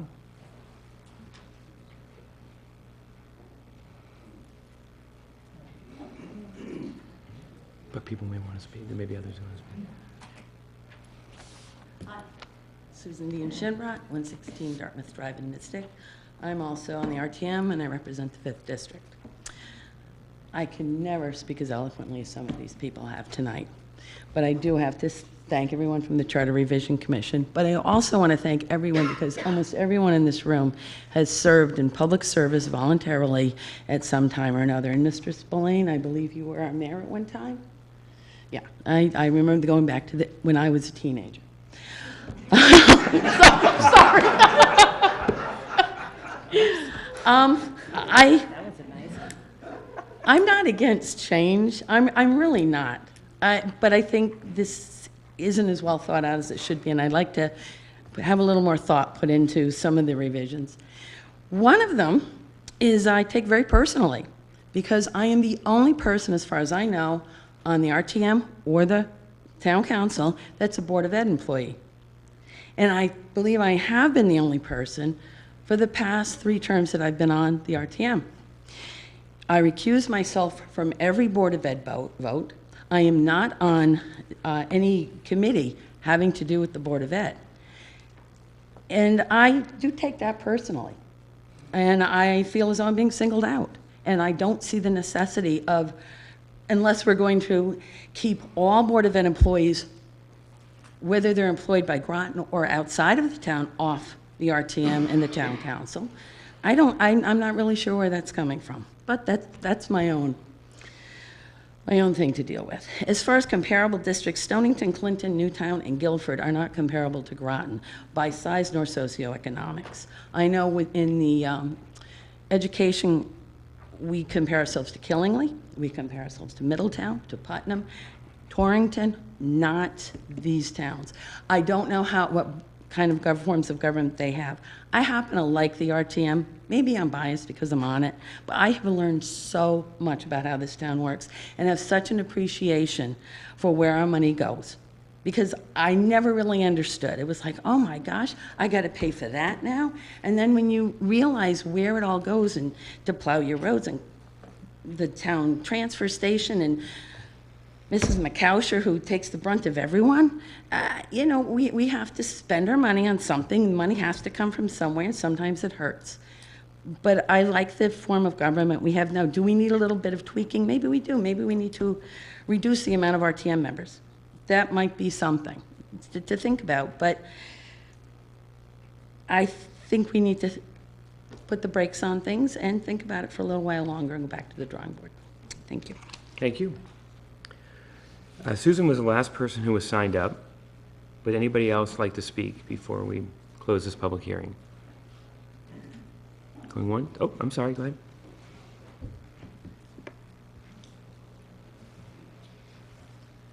Hello, my name is Kate Richards. I live at 78 Algonquin Drive. I just wanted to say that I am against the proposed changes to the charter. There have been a lot of very good reasons I think that have been presented here, and I agree with those. I would like to add as well that I don't like the separation of the budget on the Board of Ed versus the rest of the budget. I think that's artificial and could be very problematic because these things are intimately linked. Thank you. Thank you very much. Would anybody else like to speak?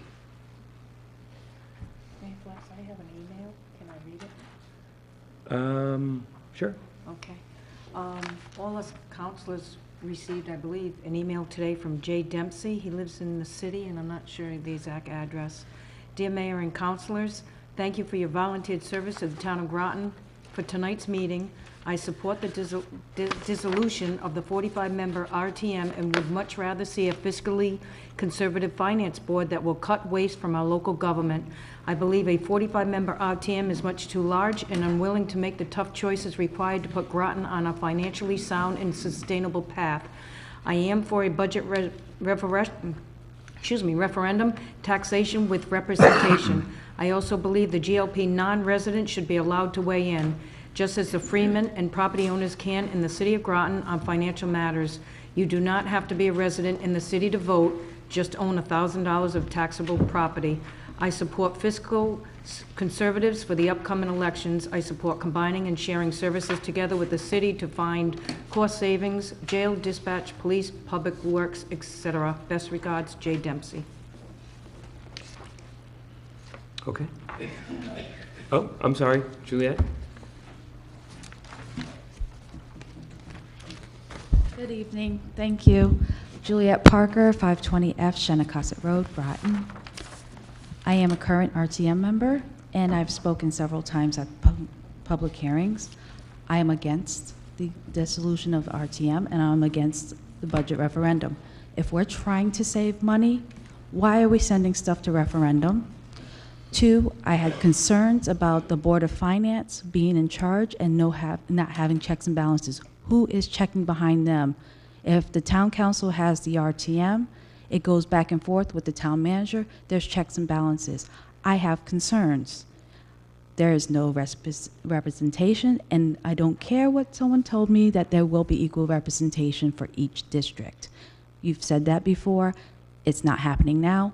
It needs to be changed. There's some things that need to be changed, and people need to understand. Is each person of the Board of Finance going to go and talk to each district and sit down and explain to the people? Some of them non-speaking English people. We've discussed this before. I've mentioned this. How are you guys going to get this out to all the people? You can't sit there and read a 26-page book or the budget that we spend many, many hours doing for the past 4 years.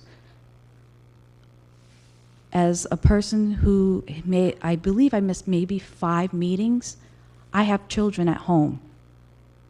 And many of us volunteer and were elected to do this. We are representing each of our districts to the best of our ability. And as one person said, we go and research and get back to the person. Are we going to have that type of situation? I have major concerns, and people are not going to get it. People did not understand the referendum about the school budget. And then I sat down and talked with somebody. Oh, that's what it meant. Clear transparency. And I'm going to have a problem with this if it's not brought to the people. I'll be one of the ones standing there and fighting against it. I'm fighting for my people, all of Groton. Thank you. Thank you. Dean? Yeah, only if there's nobody else in the audience. Anybody else? All right. This was handed out earlier. This is from Barbara Tarbox, saying that Jay Dempsey couldn't be with us. Barbara Tarbox also could not be with us. I've been asked to read this because apparently I'm the fastest reader on the council.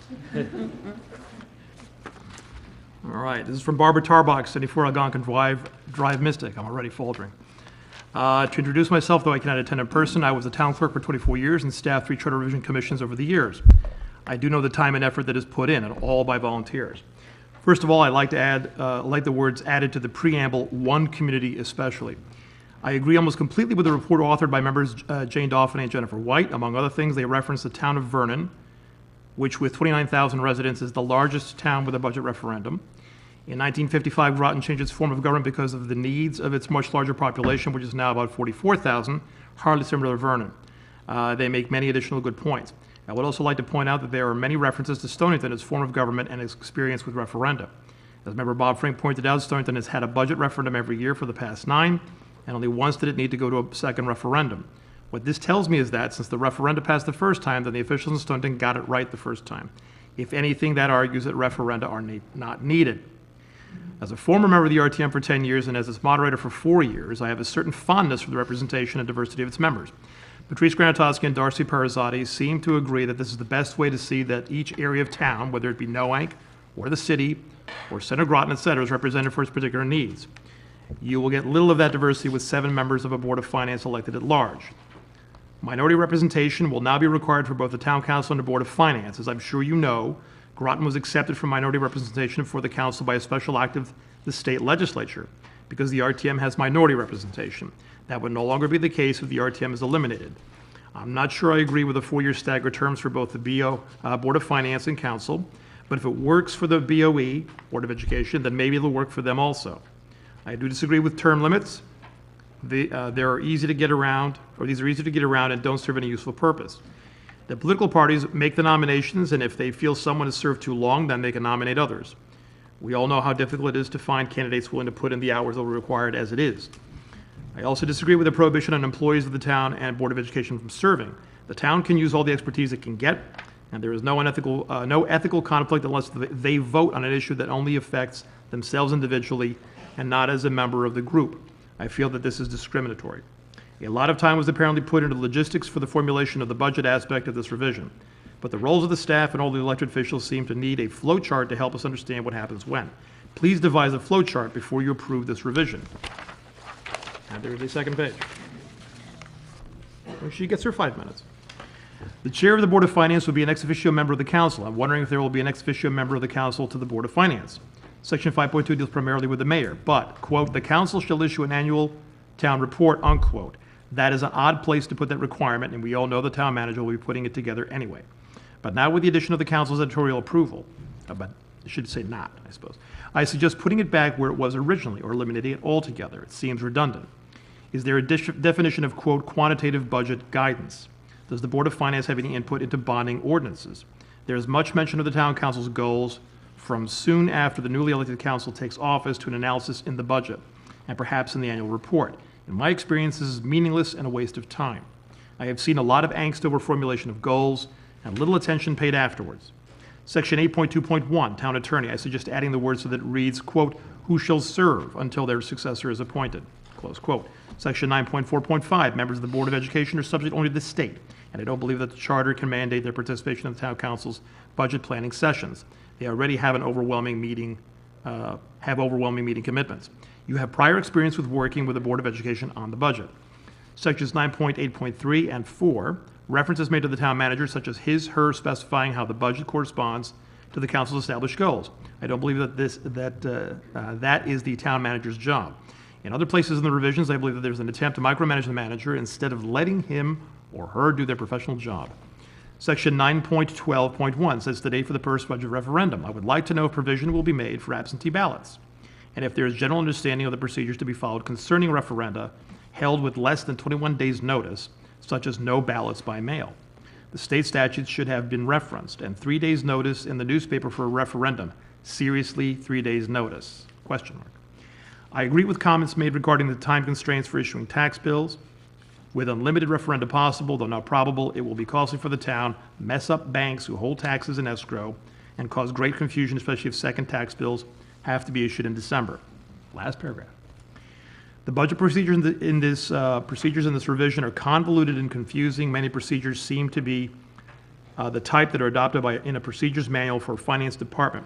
Perhaps those procedures could be better formulated by the council than having them in a charter. There are too many unnecessary details and a lack of trust in the town manager and in the department heads. That's what she said. You have hired professionals to do their jobs, yet you don't seem to trust them to do so. Again, when you're down in the weeds with $10,000 transfers in an over $125 million budget, you're going too far.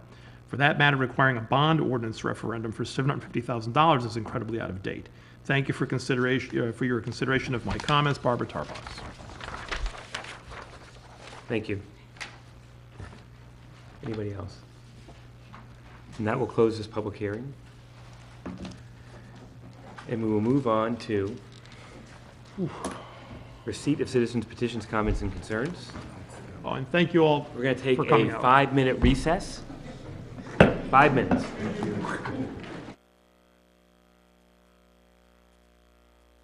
And next up is a receipt of citizens' petitions, comments, and concerns. This is the portion of the council agenda where the council welcomes comments from citizens. Each presentation should be limited to 5 minutes or less, and citizens should, if possible, submit written comments. Presentation should be related to matters pertinent to Groton. Town councilors will only ask questions in order to clarify the speaker's presentation and can respond during the response to citizens' petitions portion of the town council meeting. Citizens should make their presentation from the lectern and state their name and addresses for the record. We have 3 people signed up. The first person is Tom Potter.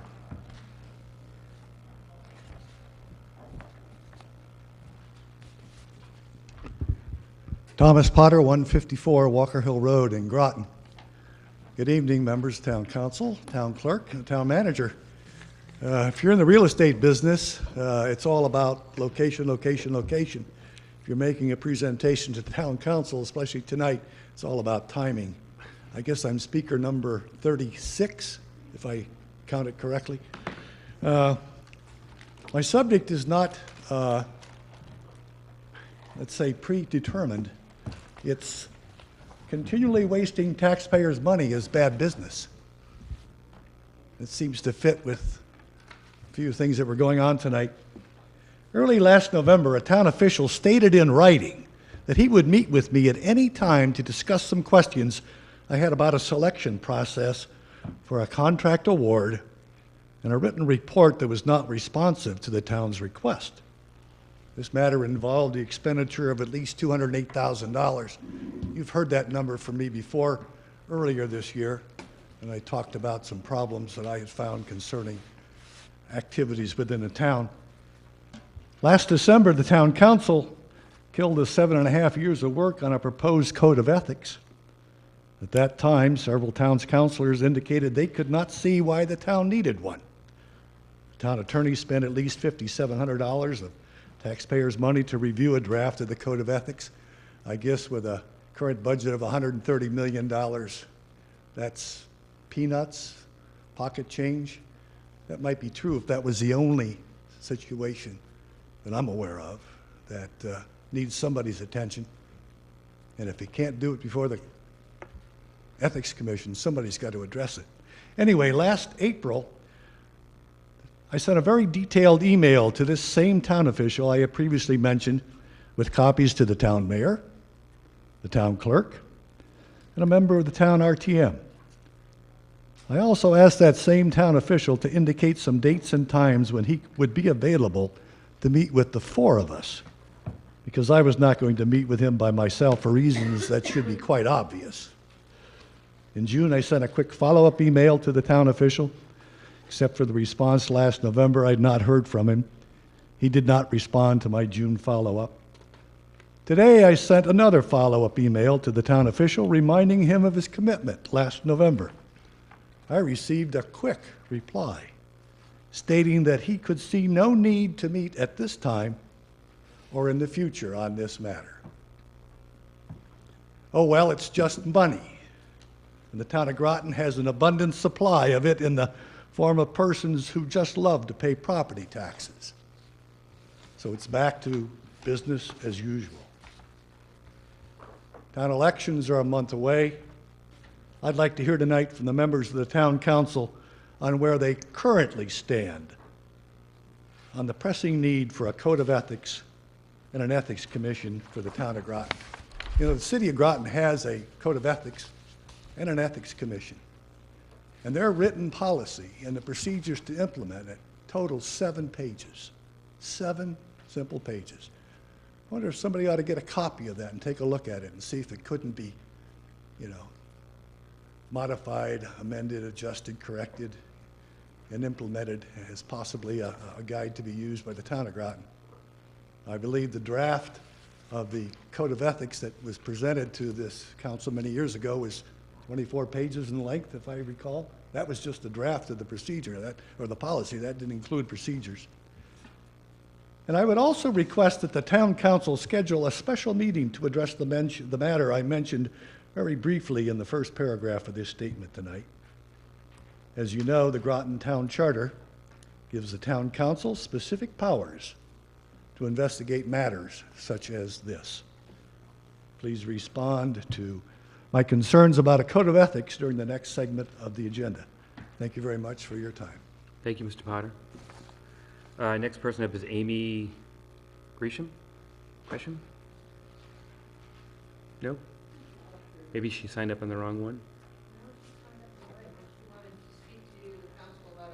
Noise ordinance, but I think maybe she was pressed for time. Okay.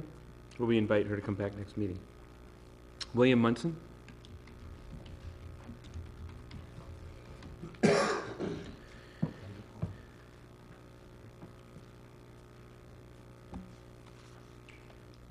I'm William Crawford Munson, 148 Yetta Road, Mystic, Connecticut. I have 11 copies of an article that was in the Mystic River Press on August 31st for your review.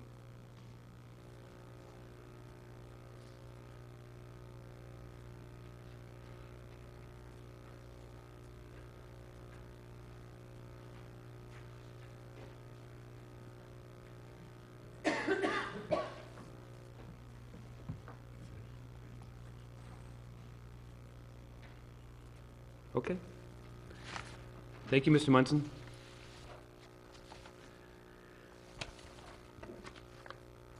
Response to citizens' petitions, comments, and concerns. Anybody? Dean? There's a lot to say about the Code of Ethics. I've spoke until I was blue in the face over the years. It isn't necessarily 7 full years of work on the code, but it's neither here nor there. I'd like to point out that it was a product of research by looking at codes all over the state. The draft, whether it's a draft or even if it was adopted, would have been about the same length and contains provisions for everything. The establishment of the commission, what would constitute unethical behavior, and also the procedures for the commission itself. There are many codes around the state that set up the commission. There are some that set up the commission and let the commission decide what's unethical. Most set up the commission and also spell out what's unethical, but let the commission decide what its procedures are going to be. Our proposed code was all-encompassing. As far as what was unethical, it was rather soup to nuts in the absence of, say, a burning scandal that had made the papers and Groton had to reform its ways, et cetera. So it was meant to be prospective rather than deal with issues in retrospect. My position, if I might, would be I'm not opposed to having an ethics code. We took the advice in passing on it, which has been passed over before. We took the advice of counsel the counsel that we paid for, that there might be more mischief involved than it would be worth. I have a question, just for clarification, because there's an allusion in all of this to basically, if only we had an ethics code, we could get to the bottom of this. If only we had an ethics commission, we could get to the bottom of this. And what I'm curious about is, what conduct, have you read the proposed ethics code, and what provision do you think would have been, had we adopted it, would have been triggered? What violation within the ethics code would an ethics commission have been dealing with? Because that I have not been able to discern. If you want specifics, you're going to have to go into executive session, because I will not name names or specific circumstances when it's being publicly televised and recorded. Very well. I know my rights, and I need to protect my rights as well. I'm not going to accuse people of things, of wrongdoing in a public forum. If you enter into executive session, I'll give you all kinds of detail on one specific issue that I have a folder on right now. Well, I wasn't asking for names. There are other specific issues, many others, which I've tried to bring before this council. And believe me, they fell on deaf ears, because no one has acted on it. Sir, I was not asking for names. I was only asking for the nature of the violation as you see it. What would have violated the ethics code? That's all I was asking. If you feel that divulging that would be, in essence, identifying who you're talking about, then I completely understand. Yes, it would. Okay. I'm sorry, but it would. Okay. It's a very difficult situation. It's very sensitive. You know, the town charter still requires the town council to approve a code of ethics and appoint an ethics commission consisting of 5 people. You know that's still in the town charter? We do. Bonnie? Okay, I told somebody on that commission months ago about that. I said, the least you could do is update that part of it. If you're not going to have a code of ethics and an ethics commission, at least delete that and make it current, for Christ's sake. Bonnie? I support us looking at the charter revision and having a code of ethics. I think it's appropriate. Could you speak up just a little? I support looking at having a code of ethics being looked at and brought back to the town council, and whether it should be in the charter or not. I think we should have it as on a future agenda.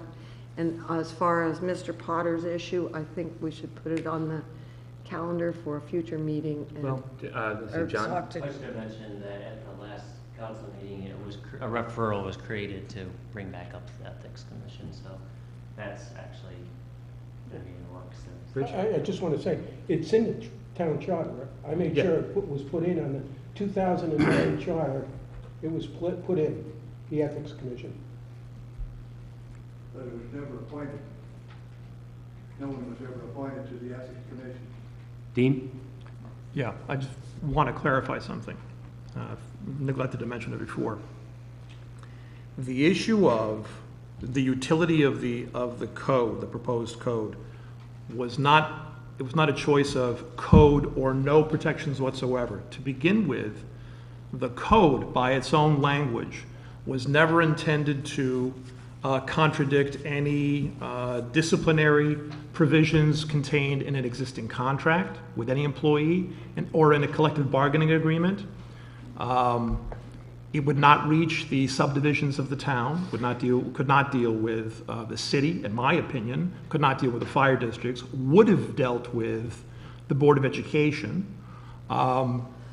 Also, the charter, the number one violation that you have, the number one ethics violation that you would run across is a conflict of interest. People voting in their own self-interest, as opposed to voting for a larger group.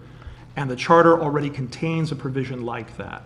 So if you, I don't know, I'm sure it's recorded someplace, if you watch the presentation of the attorney that we had on it, the last presentation we had on it, his feeling was between the exemptions that the code would not get to, the fact that whoever is not under a contract is subject to re-election every couple of years, and if they violated if they've committed a violation, a self-dealing conduct, for example, that should be brought to light by their opponents, etc. Between that and various other conditions, the code would be superfluous. That was the opinion of council. I'm not saying we shouldn't have one. I'm just saying that that is something to look at. So that's something to keep in mind. Sometimes the codes can be misused. Sometimes the other issue was staffing the commission, peopling the commission, and also providing staff time for the commission. It was felt that perhaps there would be an inundation of inquiries and complaints, although not really complaints, but they'd be advisory opinions and inquiries that would swamp the commission and swamp staff. There were various concerns, and so we shelved it. We haven't put it away permanently, but we shelved it on that basis. And so, Dean, we also, just to wrap this up, that we did have a discussion about it a couple weeks ago. We've discussed it several times. We've gone over it in detail of the ethics as it was written and as it was discussed with the attorneys, and then where we were going with it. And I believe that at some point it was shelved, and then it was brought out again recently as a referral, and we'll take it up again. And so I think all of that information with regards to the ethics there's a long history of it in the town, and it's all documented on meetings that have all been filmed. So I think the history is there, Mr. Potter, and I think that will be discussed again. And as far as the information goes with your issue in your opening statement, I think that's in the town manager's hands right now. Is that right, John? And it's being looked at. So that's where we're at. All right. Would someone like to move the consent calendar? So moved. Second. We have a motion and a second. Any further discussion? Seeing none, all those in favor say aye. Aye. Aye. Opposed? Abstentions?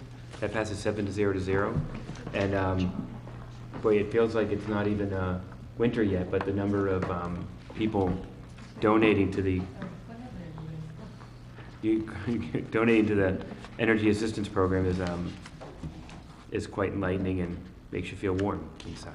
So a lot of people giving to Groton Utilities Energy Assistance and to Parks and Rec revolving, and a lot of money being given. So that's very nice. Communications and reports, Dean.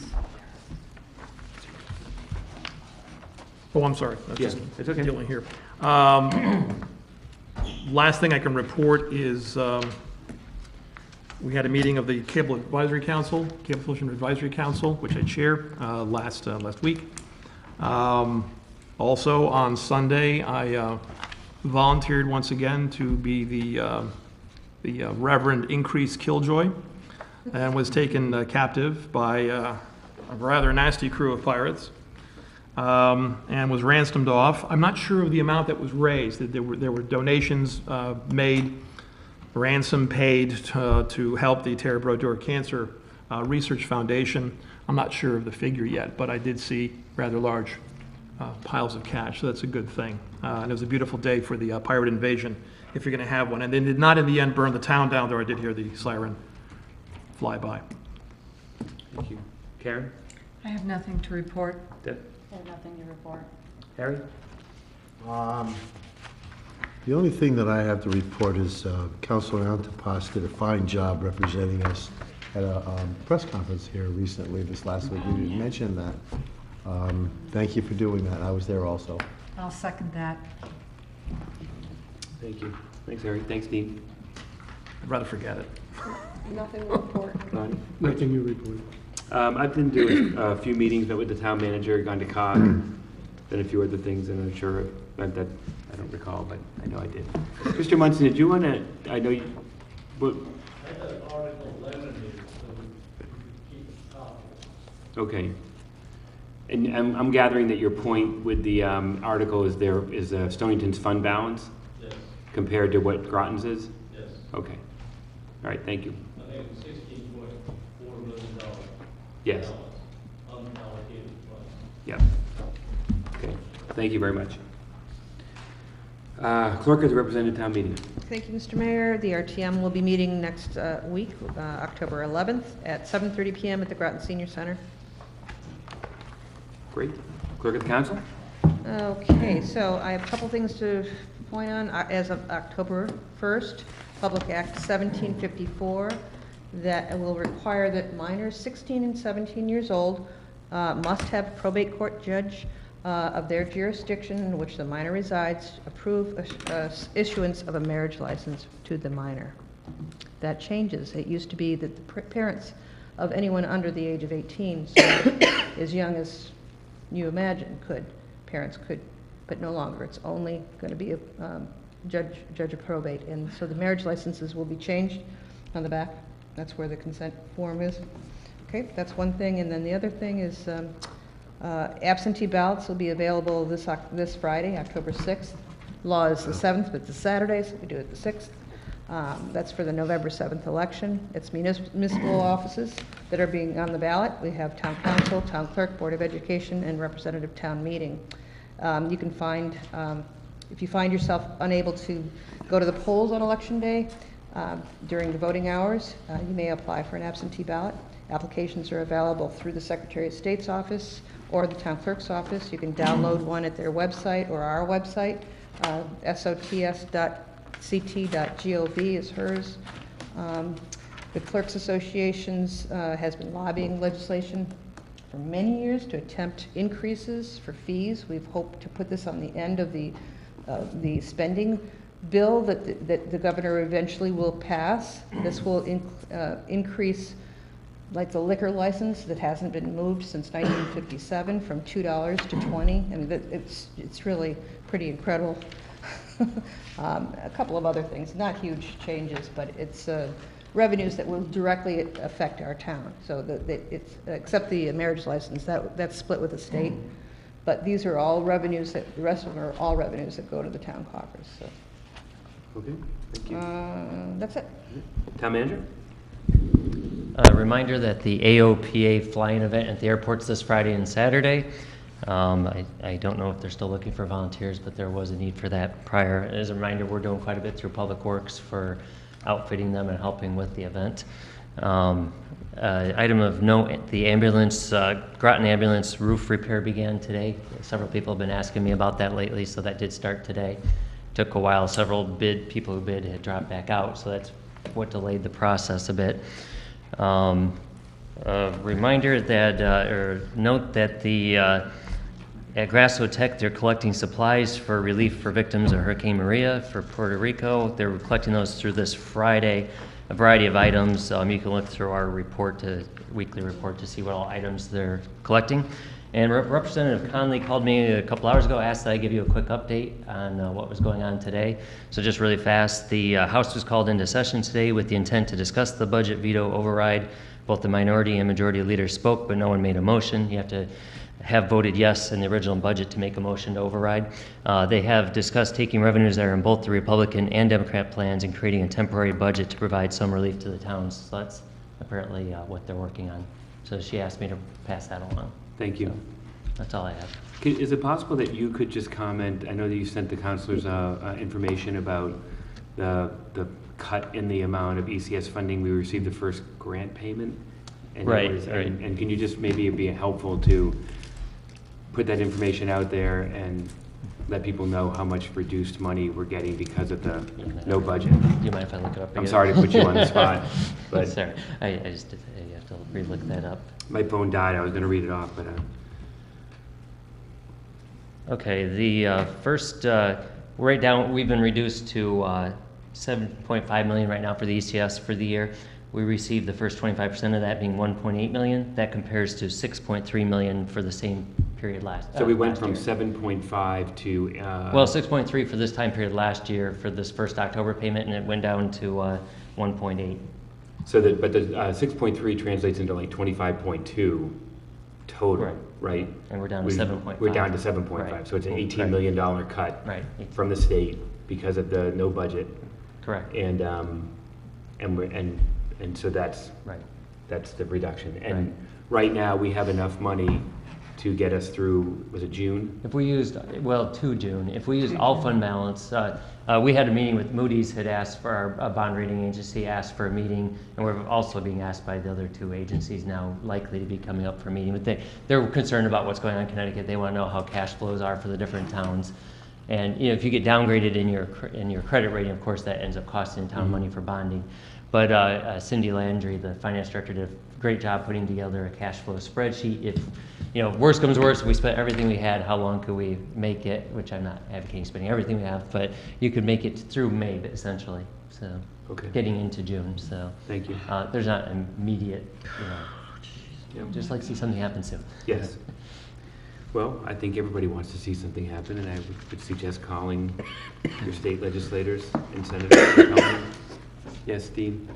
Yeah, it should be pointed out that when we talk about the budget, the revenues, expenditures, but we always keep a fund balance, a percentage of the budget. It's taken, frankly, years of either purposely putting aside money or having a year where the revenues were a little higher or the expenses a little lower. It's not something you can make up. The money that we have in the bank, if we use that, will put us, I don't know what year when we didn't have any money in the bank. That's where we would be. We would have nothing in the rainy day fund. That's all that is, the rainy day fund. We'd have zero. And we have an actual policy. I forget what the policy is, what a certain amount we're required to keep in the fund balance. Yeah. So we have, of course, tax cases that go up that you could suddenly owe $1 million back on, you know, a big thing, case. So you need to have that money set aside. Now, one question I have, though, if we were to spend money in the bank and then the state said, oh, you know what, here's your ECS, for example, could we take that money and just put it in the bank, or would we be obligated to, could we make up the balance that way if the money reappeared? I would assume so, yes. That's the assumption. Okay. Didn't know whether there's a string attached to something like that. I don't believe so. All right. Thanks. Committee reports. Chairman Watson. Well, we met tonight, a very full agenda tonight. We didn't get finished with all of our business. But my August 1st minutes were not read. There's one person on the agenda tonight to be appointed, Donald Levenson. That'll be on our agenda tonight. And we also, in August, voted to approve some changes to the appointment policy, specifically in Appendix C and Appendix D. And I'll hand my minutes in with that. So. Thank you, sir. Dean? Rules. We were to have met tonight, but I think there was a snafu of some sort. I didn't see it on the agenda, so I came prepared with the one small change I believe the town manager would like, in addition to our agenda, I think, John, would that be after your report, insert an item for department heads? Right now, currently, department heads, basically, you'd have to have a referral to have them come and give just a general update here. Right. So the idea is to have a spot where we could bring somebody in just to give a quick update to the council, and keep them informed. Yeah. Okay. So we'll try to schedule a rules committee meeting on that one. You know what we could do? I'm sorry, Bruce. This doesn't necessarily, because if the rules, it's a minor change, if I might. Even though it's referred to the rules committee, could we handle it? And I got to check the rules. Could we handle it in the Cal meeting next week? I mean, it's just minor. Harry, do you know? I would Sure. I would imagine you Yeah. could. Because it just eliminates a step. I mean, It's a got to small be change. approved by the council anyways. Suspend your rules and. No, I mean, we can put it on the. Just add it as an item on the Yeah. rules. Talk about the Right. rules. Well, why don't we, what's that? It would go to the cow instead of the. Yeah, so rules just send it to the committee. cow on Yeah. the agenda for next Tuesday. There you go. The Committee of the Whole has met a couple of times, and several of the things that we discussed are on the agenda tonight to vote on. Leave it at that. Councilor Marasek had asked that we go to item, Yeah, but there's nobody here. but nobody here. All right, so we'll just keep in the right order. You agree with that? You all right with that? Yes. Okay. So the first item is 2017-0172. Dean? Could you handle this, please? Sure. Referral 2017-0172, adoption of an ordinance to designate the Planning Commission as the Planning and Zoning Commission for the town of Groton and to abolish the Zoning Commission, be it ordained by the town of Groton that though the Planning and Zoning Commissions have provided the townspeople of the town of Groton consistently exemplary service, changing economic and other conditions, including the increasing uncertainty of the state of Connecticut's ability to provide revenues to the municipalities, have caused the town council to reconsider the utility of having two separate commissions. Information obtained by the town council strongly indicates that it would be in the town's best interest to create a combined planning and zoning commission in order to, among other things, unify and expedite the processes of obtaining zoning approvals and thus encourage economic development.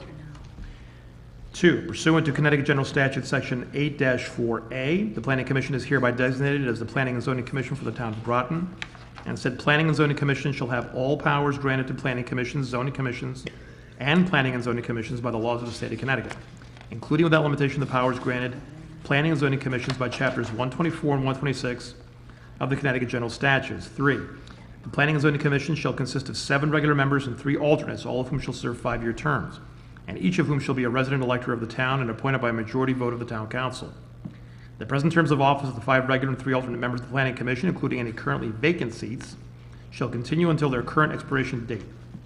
Thereafter, the town council shall appoint regular and alternate members for terms of 5 years. The terms of the 2 additional seats for regular members created hereby shall terminate on December 31st, 2021, and shall thereafter be filled for 5-year terms. No regular or alternate member of the Planning and Zoning Commission may concurrently be a member or alternate member of the Town of Groton Zoning Board of Appeals.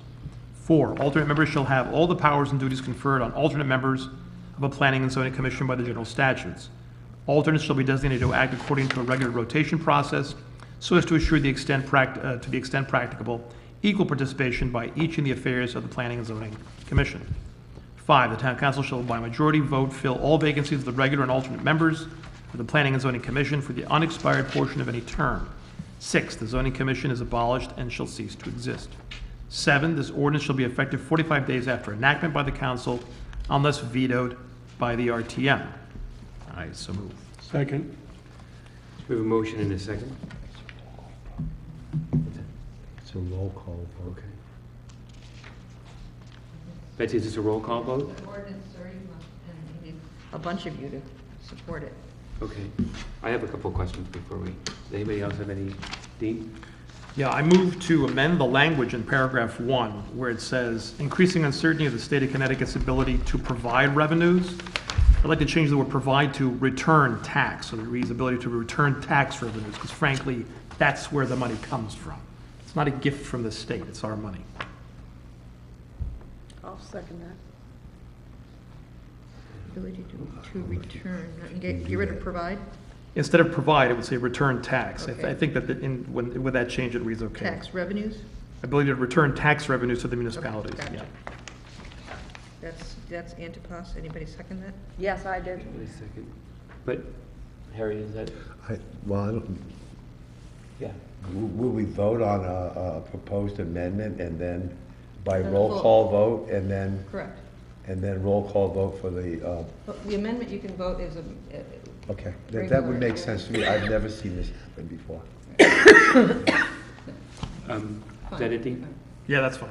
I was wondering, we had talked a lot when we were discussing this about when it goes into effect, and I don't think that that is mentioned here at all. And I think that Is it? Thought it had, What do it you says put the on? last thing. This ordinance shall be effective 45 days days after. after Right, enactment. but- Whereas the motion before from the cow was January 1st, 2019. Yeah, that was originally there, yeah. So, if we voted in tonight and it becomes effective in 45 days,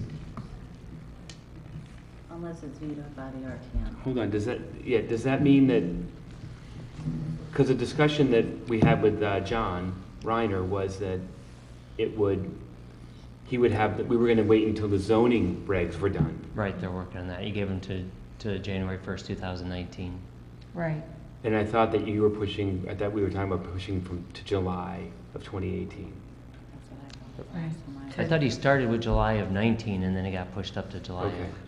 So let's say it's, Or to January. let's say it's January of 19. How does this going into effect in 45 days affect that? I think you'd want something in there I think it'll truly go into effect in 45 days unless you add something in there on That the says date. right. Okay. So, go ahead. So, okay, so the last time we talked about this, the date was set, but In the motion. Right. there was a discussion in regards to the two separate commissions, or at least the zoning commission would stay intact until they were done writing the regulations.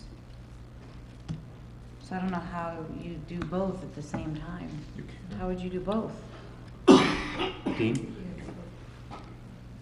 I think you can. If you were to, and I know that there are two schools of thought on this. One is an immediate implementation of this, and you can do it as soon as 45 days, no sooner than that. Or, I believe you can add a provision to this to say, we would like this to happen at some future date, and this, but it becomes effective in 45 days, sets that in motion. Just because it says it's effective within 45 days. I mean, that's the ordinance provision in the charter, I believe. It doesn't mean that everything we do that the clock begins to run immediately. I think we are allowed to adopt an ordinance that says, in the future, this is what's going to happen. So, just to hope that clarifies It things. says right here. To adopt the ordinance designating the planning commission as the planning and zoning commission and abolish the zoning commission effective January 1st, 2019. It was in our motion on the 22nd. Yeah. So I would want language to make sure that the language would say no later than January 1st, 2019. So that Could you it change happen- number 6 to that? Could you put the zoning commission shall be abolished no later than January 1st, 2019? Or earlier at a positive vote of the council? I don't know. Something or other be put like that? I think you could. The zoning commission is abolished and shall cease to exist no. On or before, you could say Yeah, it shall on cease to or- exist on or before January 1, 2019. If it's going to be before, there should probably be a trigger like a vote somewhere, shouldn't there? Okay, yeah, Should- no later than. Say that again? Shouldn't there be a trigger though in terms of you decide before January 1st, 2019 that it'd be by a positive vote of the council or should there be something that actually triggers that earlier one if you decide you want to do it earlier? Or does it not matter? Yeah. Or does it just allow it any time as long as it's done by then and we can just vote anyways? I'm asking Dean because he's the attorney. Yeah, I mean, I think that the whole thing turns on the fact that we've got the zoning regs being worked on. That was the concern that people had with this derail that or delay it. But I don't know why we couldn't simply adopt here a firm date. Somebody suggesting we adopt a no later than date. Why not just say by this date, this will happen. Planning becomes planning and zoning ceases. Deb? My only other thought was just the zoning commission is abolished and shall cease to exist upon completion of the zoning regulations, because that's the only reason why we're keeping it intact, true? Betsy? Well, you're gonna run into trouble if you vary from this date, because you're changing, Our motion. Yeah, section 3 where you're changing, staggered terms, that's gonna change. So you're gonna rework that if you're gonna change the immediate, upon 45 days. This is written for Then maybe 45 not days. use the word before, just on. You're saying the affirm date on Yeah. January 1st, Bonnie? 2019. I don't think, our intention was not to allow them to complete it. If they're not done, they're gonna have to do something else. Because, I mean, we moved it up because we weren't happy with the Yeah. June 2019. Yeah. And they could extend the whole process till past June 2019. Well, I'm wondering if we delay the vote for, and get the wording on the, Yeah, Eileen. on it, Yeah, on it yeah, right, her preferred so that wording. we're not, I'd I much don't rather think it get it affects right. anything to wait. I'll make a motion to table it. Oh, hold on one second, say it again? Take it back to Cal. Yes, Okay. we'll kick it back to, Re-refer. re-refer it to the cow. Do you need a motion? Do we need to, You're gonna say it out We need to withdraw motions and things. Well, go ahead, Dean. okay, well, what we have in front of us is my motion to amend and a second. How we Right. procedurally dispose of this, just to sort of unwind. Right, I was gonna this. get there, I agree, yeah. I'll just make the same motion the next time, but, Okay. Well, I think I think that, you need to, The whole thing is just suspended like that, we'll take care of it at that point. Because in other words, if this is gonna go back and be rekeyed, Yeah. is my motion to amend and her second, is that still? well, I would held in imagine that what you're asking for to be amended would be amended when we bring it back to the cow, and you won't need that motion again when we vote on it. Okay, as long as that information gets So, passed on to. Procedurally, do they have to I withdraw? think you there? can just re-refer it. Okay, then that is what we will do, we'll re-refer it to the cow, and we'll get the wording correct, and then we'll bring it back to the committee, to the regular meeting. Is that okay, Betsy, you all right with that? Yes, I Okay. agree. Good. Thank you. Bonnie, you okay? I was just gonna make a motion, we adjourn. Oh, we have more stuff to do. I know we do. Don't do that. You still have the 10 o'clock roll? That's why I was bringing it up. All these, I think, are pretty without, pretty, go fast. pretty quick. I'll read them all if you want. Karen, you want to read 0193? I'll read it Yeah, all. 2017-0193, resolution requiring justification for filling vacant positions, whereas the town council and representative town meeting adopted fiscal year ending 2018 budget by May 25th, 2017, as required by the town charter, and whereas the state of Connecticut has yet to adopt the fiscal year ending 2018 to 2019 biennial budget for the fiscal year beginning July 1, 2017, and whereas the various revenues that the town of Groton will receive from the state of Connecticut are unknown, as is the potential impact on the town's budget, and whereas delaying the filling of vacant positions in the town will help decrease the potential shortfall between the expenses and revenues in the FYE 2018 budget. Now therefore be it resolved that effective immediately, all vacant positions are frozen and may not be filled until reviewed by Human Resources for evaluation of pressing need, and without the express written authorization of the town manager and consent of the town council, and be it further resolved that this resolution shall not apply to the positions falling under enterprise funds, including the Shinnecock Golf Course and wastewater treatment plant, and be it further resolved that the hiring justification requirement shall continue in full force and effect until the end of FYE 2017-2018, for a subsequent resolution reversing this resolution is adopted by the town council. I so move. Second. We have a motion and a second. Any further discussion? Seeing none, all those in favor say aye. Aye. Opposed? Abstentions? That passes 7 to 0. Harry, you want to do the reappointment? Short one. Yeah, resolution reappointing Donald Levenson to the Historic District Commission. Resolved that Donald Levenson, 223 Anson Drive, Mystic, is hereby reappointed as an alternate member of the Historic District Commission for a term ending 12/31/21. I so move. Second. We have a motion and a second. Any discussion? Seeing none, all those in favor say aye. Aye. Aye. Opposed? Abstentions? That passes 7 to 0. Harry, take the next one too, please. Yeah, I'm 0201. gonna do it short style. Resolution authorizing a senior center consignment shop operations agreement. Resolved that the town council authorizes the Groton Senior Center Division of the Parks and Recreation Department to enter into agreement with the Arc of New London County for the management of the operations of the center's local creations consignment shop. I so move. Second. We have a motion and a second. Any further discussion? Seeing none, all those in favor say aye. Aye. Opposed? Abstentions? That passes 7 to 0. Deb, can you do 0209? Sure.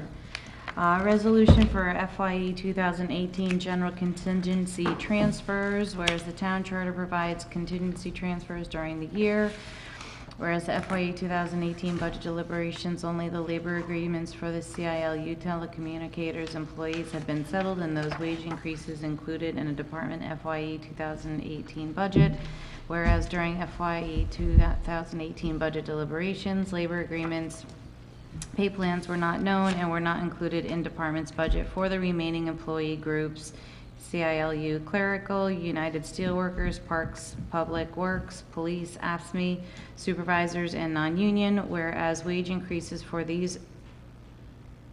3 of these groups are now known and should be incorporated into the department's 2018 budget through a general contingency transfer, whereas the employment agreement for the town manager requires a wage increase to the budgeted salary and other contractual obligations not included in the 2018 budget, and whereas during budget deliberations, funds were included in the general contingency in anticipation of wage adjustments occurring during the fiscal year for a total contingency appropriation of $650,000.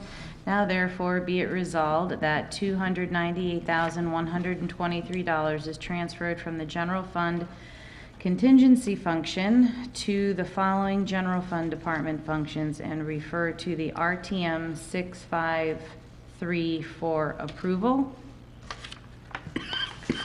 Legislative policy, $19. Voter registration, $502. Town clerk, $7,997. Executive management, $29,289. Information technology, $16,667.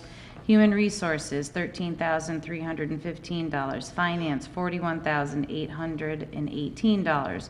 Emergency communications, $2,557. Public safety, $15,686. Public works, $49,486. Planning and development, $29,855.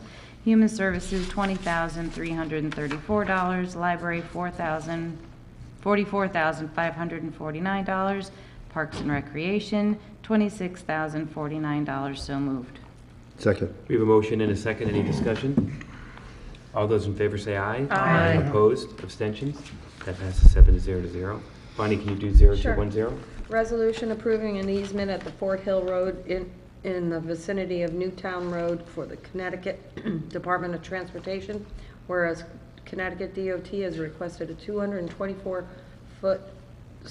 square foot easement over a portion of town-owned property on the side of Fort Hill Road, Route 1, in the vicinity of Newtown Road, Route 117, for installation and maintenance of the traffic signal devices and appurtenances thereto, and whereas DOT's offered the town $500 in exchange for easement rights, and whereas Town Public Works Department recommended that the town council grant the easement, now therefore be resolved that town council authorizes town manager John Burt to sign and process paperwork necessary to grant the easement on Fort Hill Road and to the Connecticut Department of Transportation as depicted on the map provided in a DOT letter dated July 20th, 2017. So moved. Second. We have a motion and a second. Any discussion? All those in favor? Oh, Dean? Still think we should swap this for that strip along 117, but never mind. All right. Unless you sound after the vote. What's that?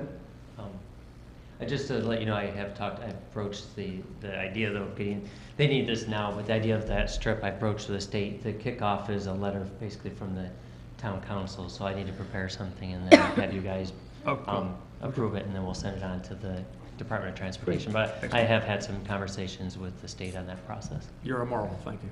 All those in favor say aye. Aye. Opposed? Abstentions? That passes 7 to 0. Rich? 0214. Modification of retirement plan for the non-union police officers. Whereas under the retirement plan for the non-union police officers of the town of Groton, the definition of annual pay is a police officer's yearly salary plus the total of longevity, sick incentive, and education incentive payments not to exceed $3,000. In addition, non-union officers shall be credited with the additional $3,000 for purposes of calculating annual pay to compensate for the inability of overtime. And whereas compression in annual pay for purposes of calculating retirement benefits exists between union and non-union police officers due in part to the inability of the non-union officers to credit a large amount of overtime towards the calculations of annual pay. And whereas an increase in the overtime credit for non-union police officers from $3,000 to $15,000 will significantly relieve the compression. Whereas the estimated impact of the annual actuary determined employer contribution of the increase in the overtime credit for the non-union police officers from $3,000 to $15,000 is approximately $12,500. Now therefore be it resolved that the definition of annual pay in the retirement plan for non-union police officers of the town of Groton be amended to a police officer's yearly salary plus the total of longevity, sick incentive, and educational incentive payments not to exceed $3,000.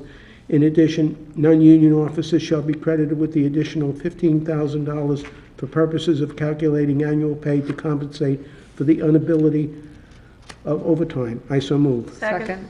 We have a motion and a second. Any discussion? All those in favor say aye. Aye. Opposed? Abstentions? That passes 7-0 to 0.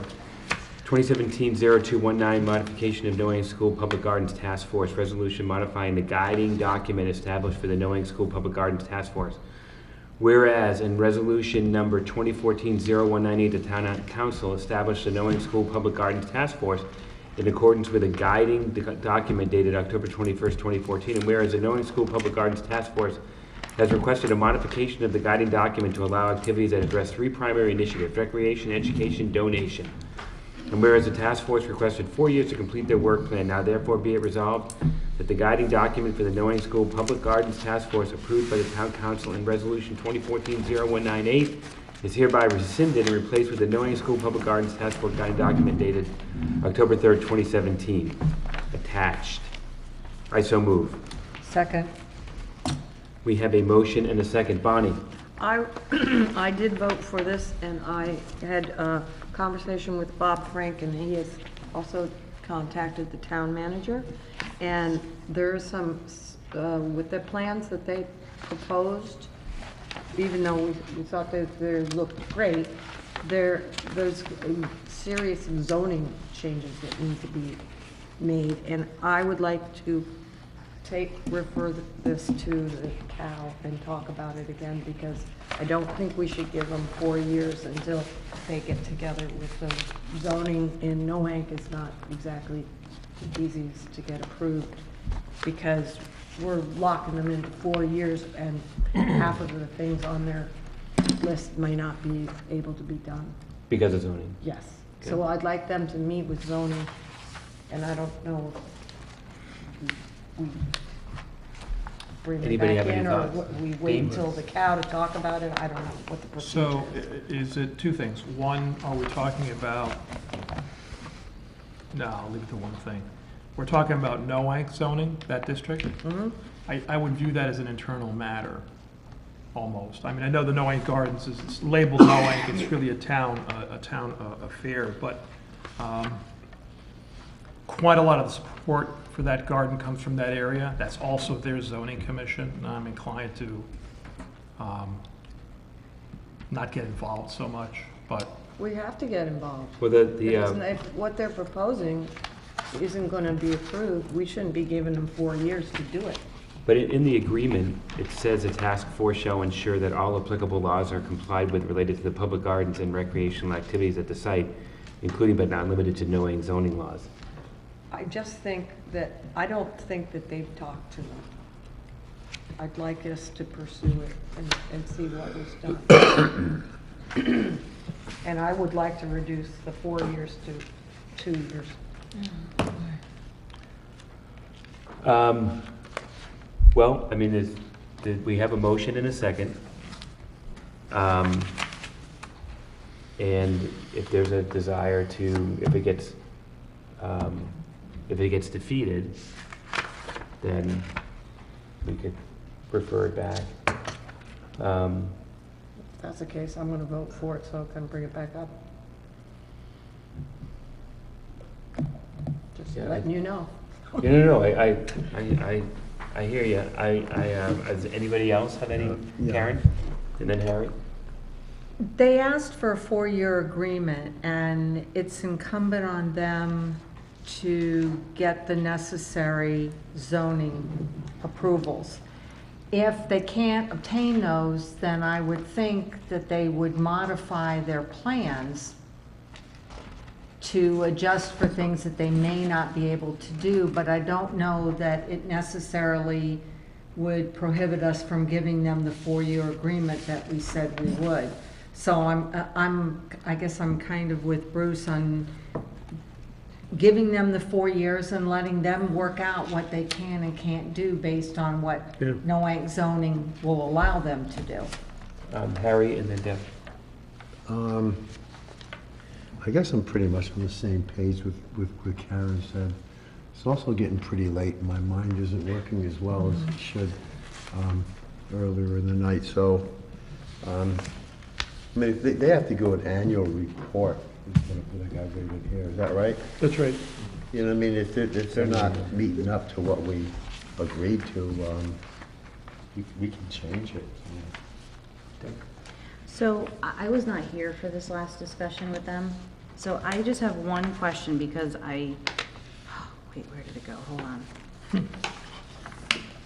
It's saying that the task force can also charge participants for their participation in any approved programs and recreational activities provided by or through the task force. So they're making the Groton town property a moneymaker for them? That's how I read that. So just based on that, and it's not clarification, and me not being here, I would not support this right now. That's how I read that. Where are you reading it? It's this, under purpose, it's the second paragraph, it's the last sentence. The task force may also charge participants for their participation in any approved programs and recreational activities provided by or through the task force site. Yeah, I think that, I mean, the part of the presentation was, oh, go ahead, Doug. I was just going to mention that the original document had that they could charge for the land plots, for the garden plots. So I kept in that spirit. I actually put that in because I didn't want our Parks and Rec maintaining the sports fields if anyone in. So I gave them, since we already had them able to make money there to support themselves, I just kept that spirit in there. You don't think that that would become Because they're proposing sports fields. And so I think that they're saying that if they had programs on those fields, whether it be through Parks and whatever. They'll pay for equipment or whatever else they need, right? Rather than them coming to the town to ask for funds was my thought, so. Well, I'm thinking about other situations, for example, and it's a good question. When we have the collegiate ball players play on our field, you're charged. Where does that money go? Board of Education. Goes through All of it? Parks and They Rec. collect it. And then you have not-for-profit groups selling burgers and dogs. Where does that money come from? Little Leagues or whoever the people are, they're the ones that fund those things. Yeah, but not-for-profit.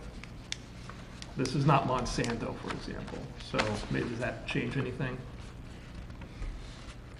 My only thing is, I just don't, we already have issues with not having enough fields in this town, and it would be really such a shame to make sure that there's language in here that makes it clear that, sure, you can have this land, the Groton town land, to do whatever you want, but our priorities come before them, and I don't know, I just, that seems, I don't know.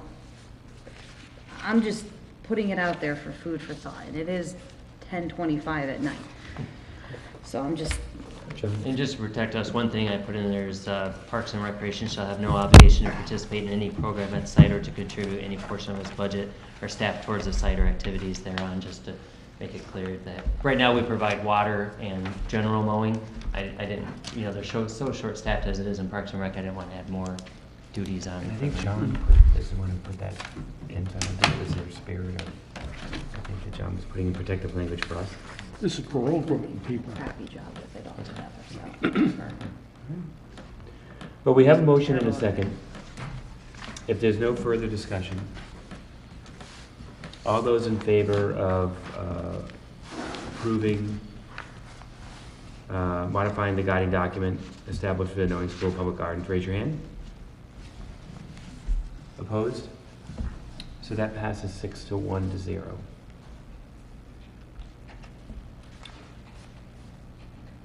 I'll make a motion to adjourn. Second. We are adjourned.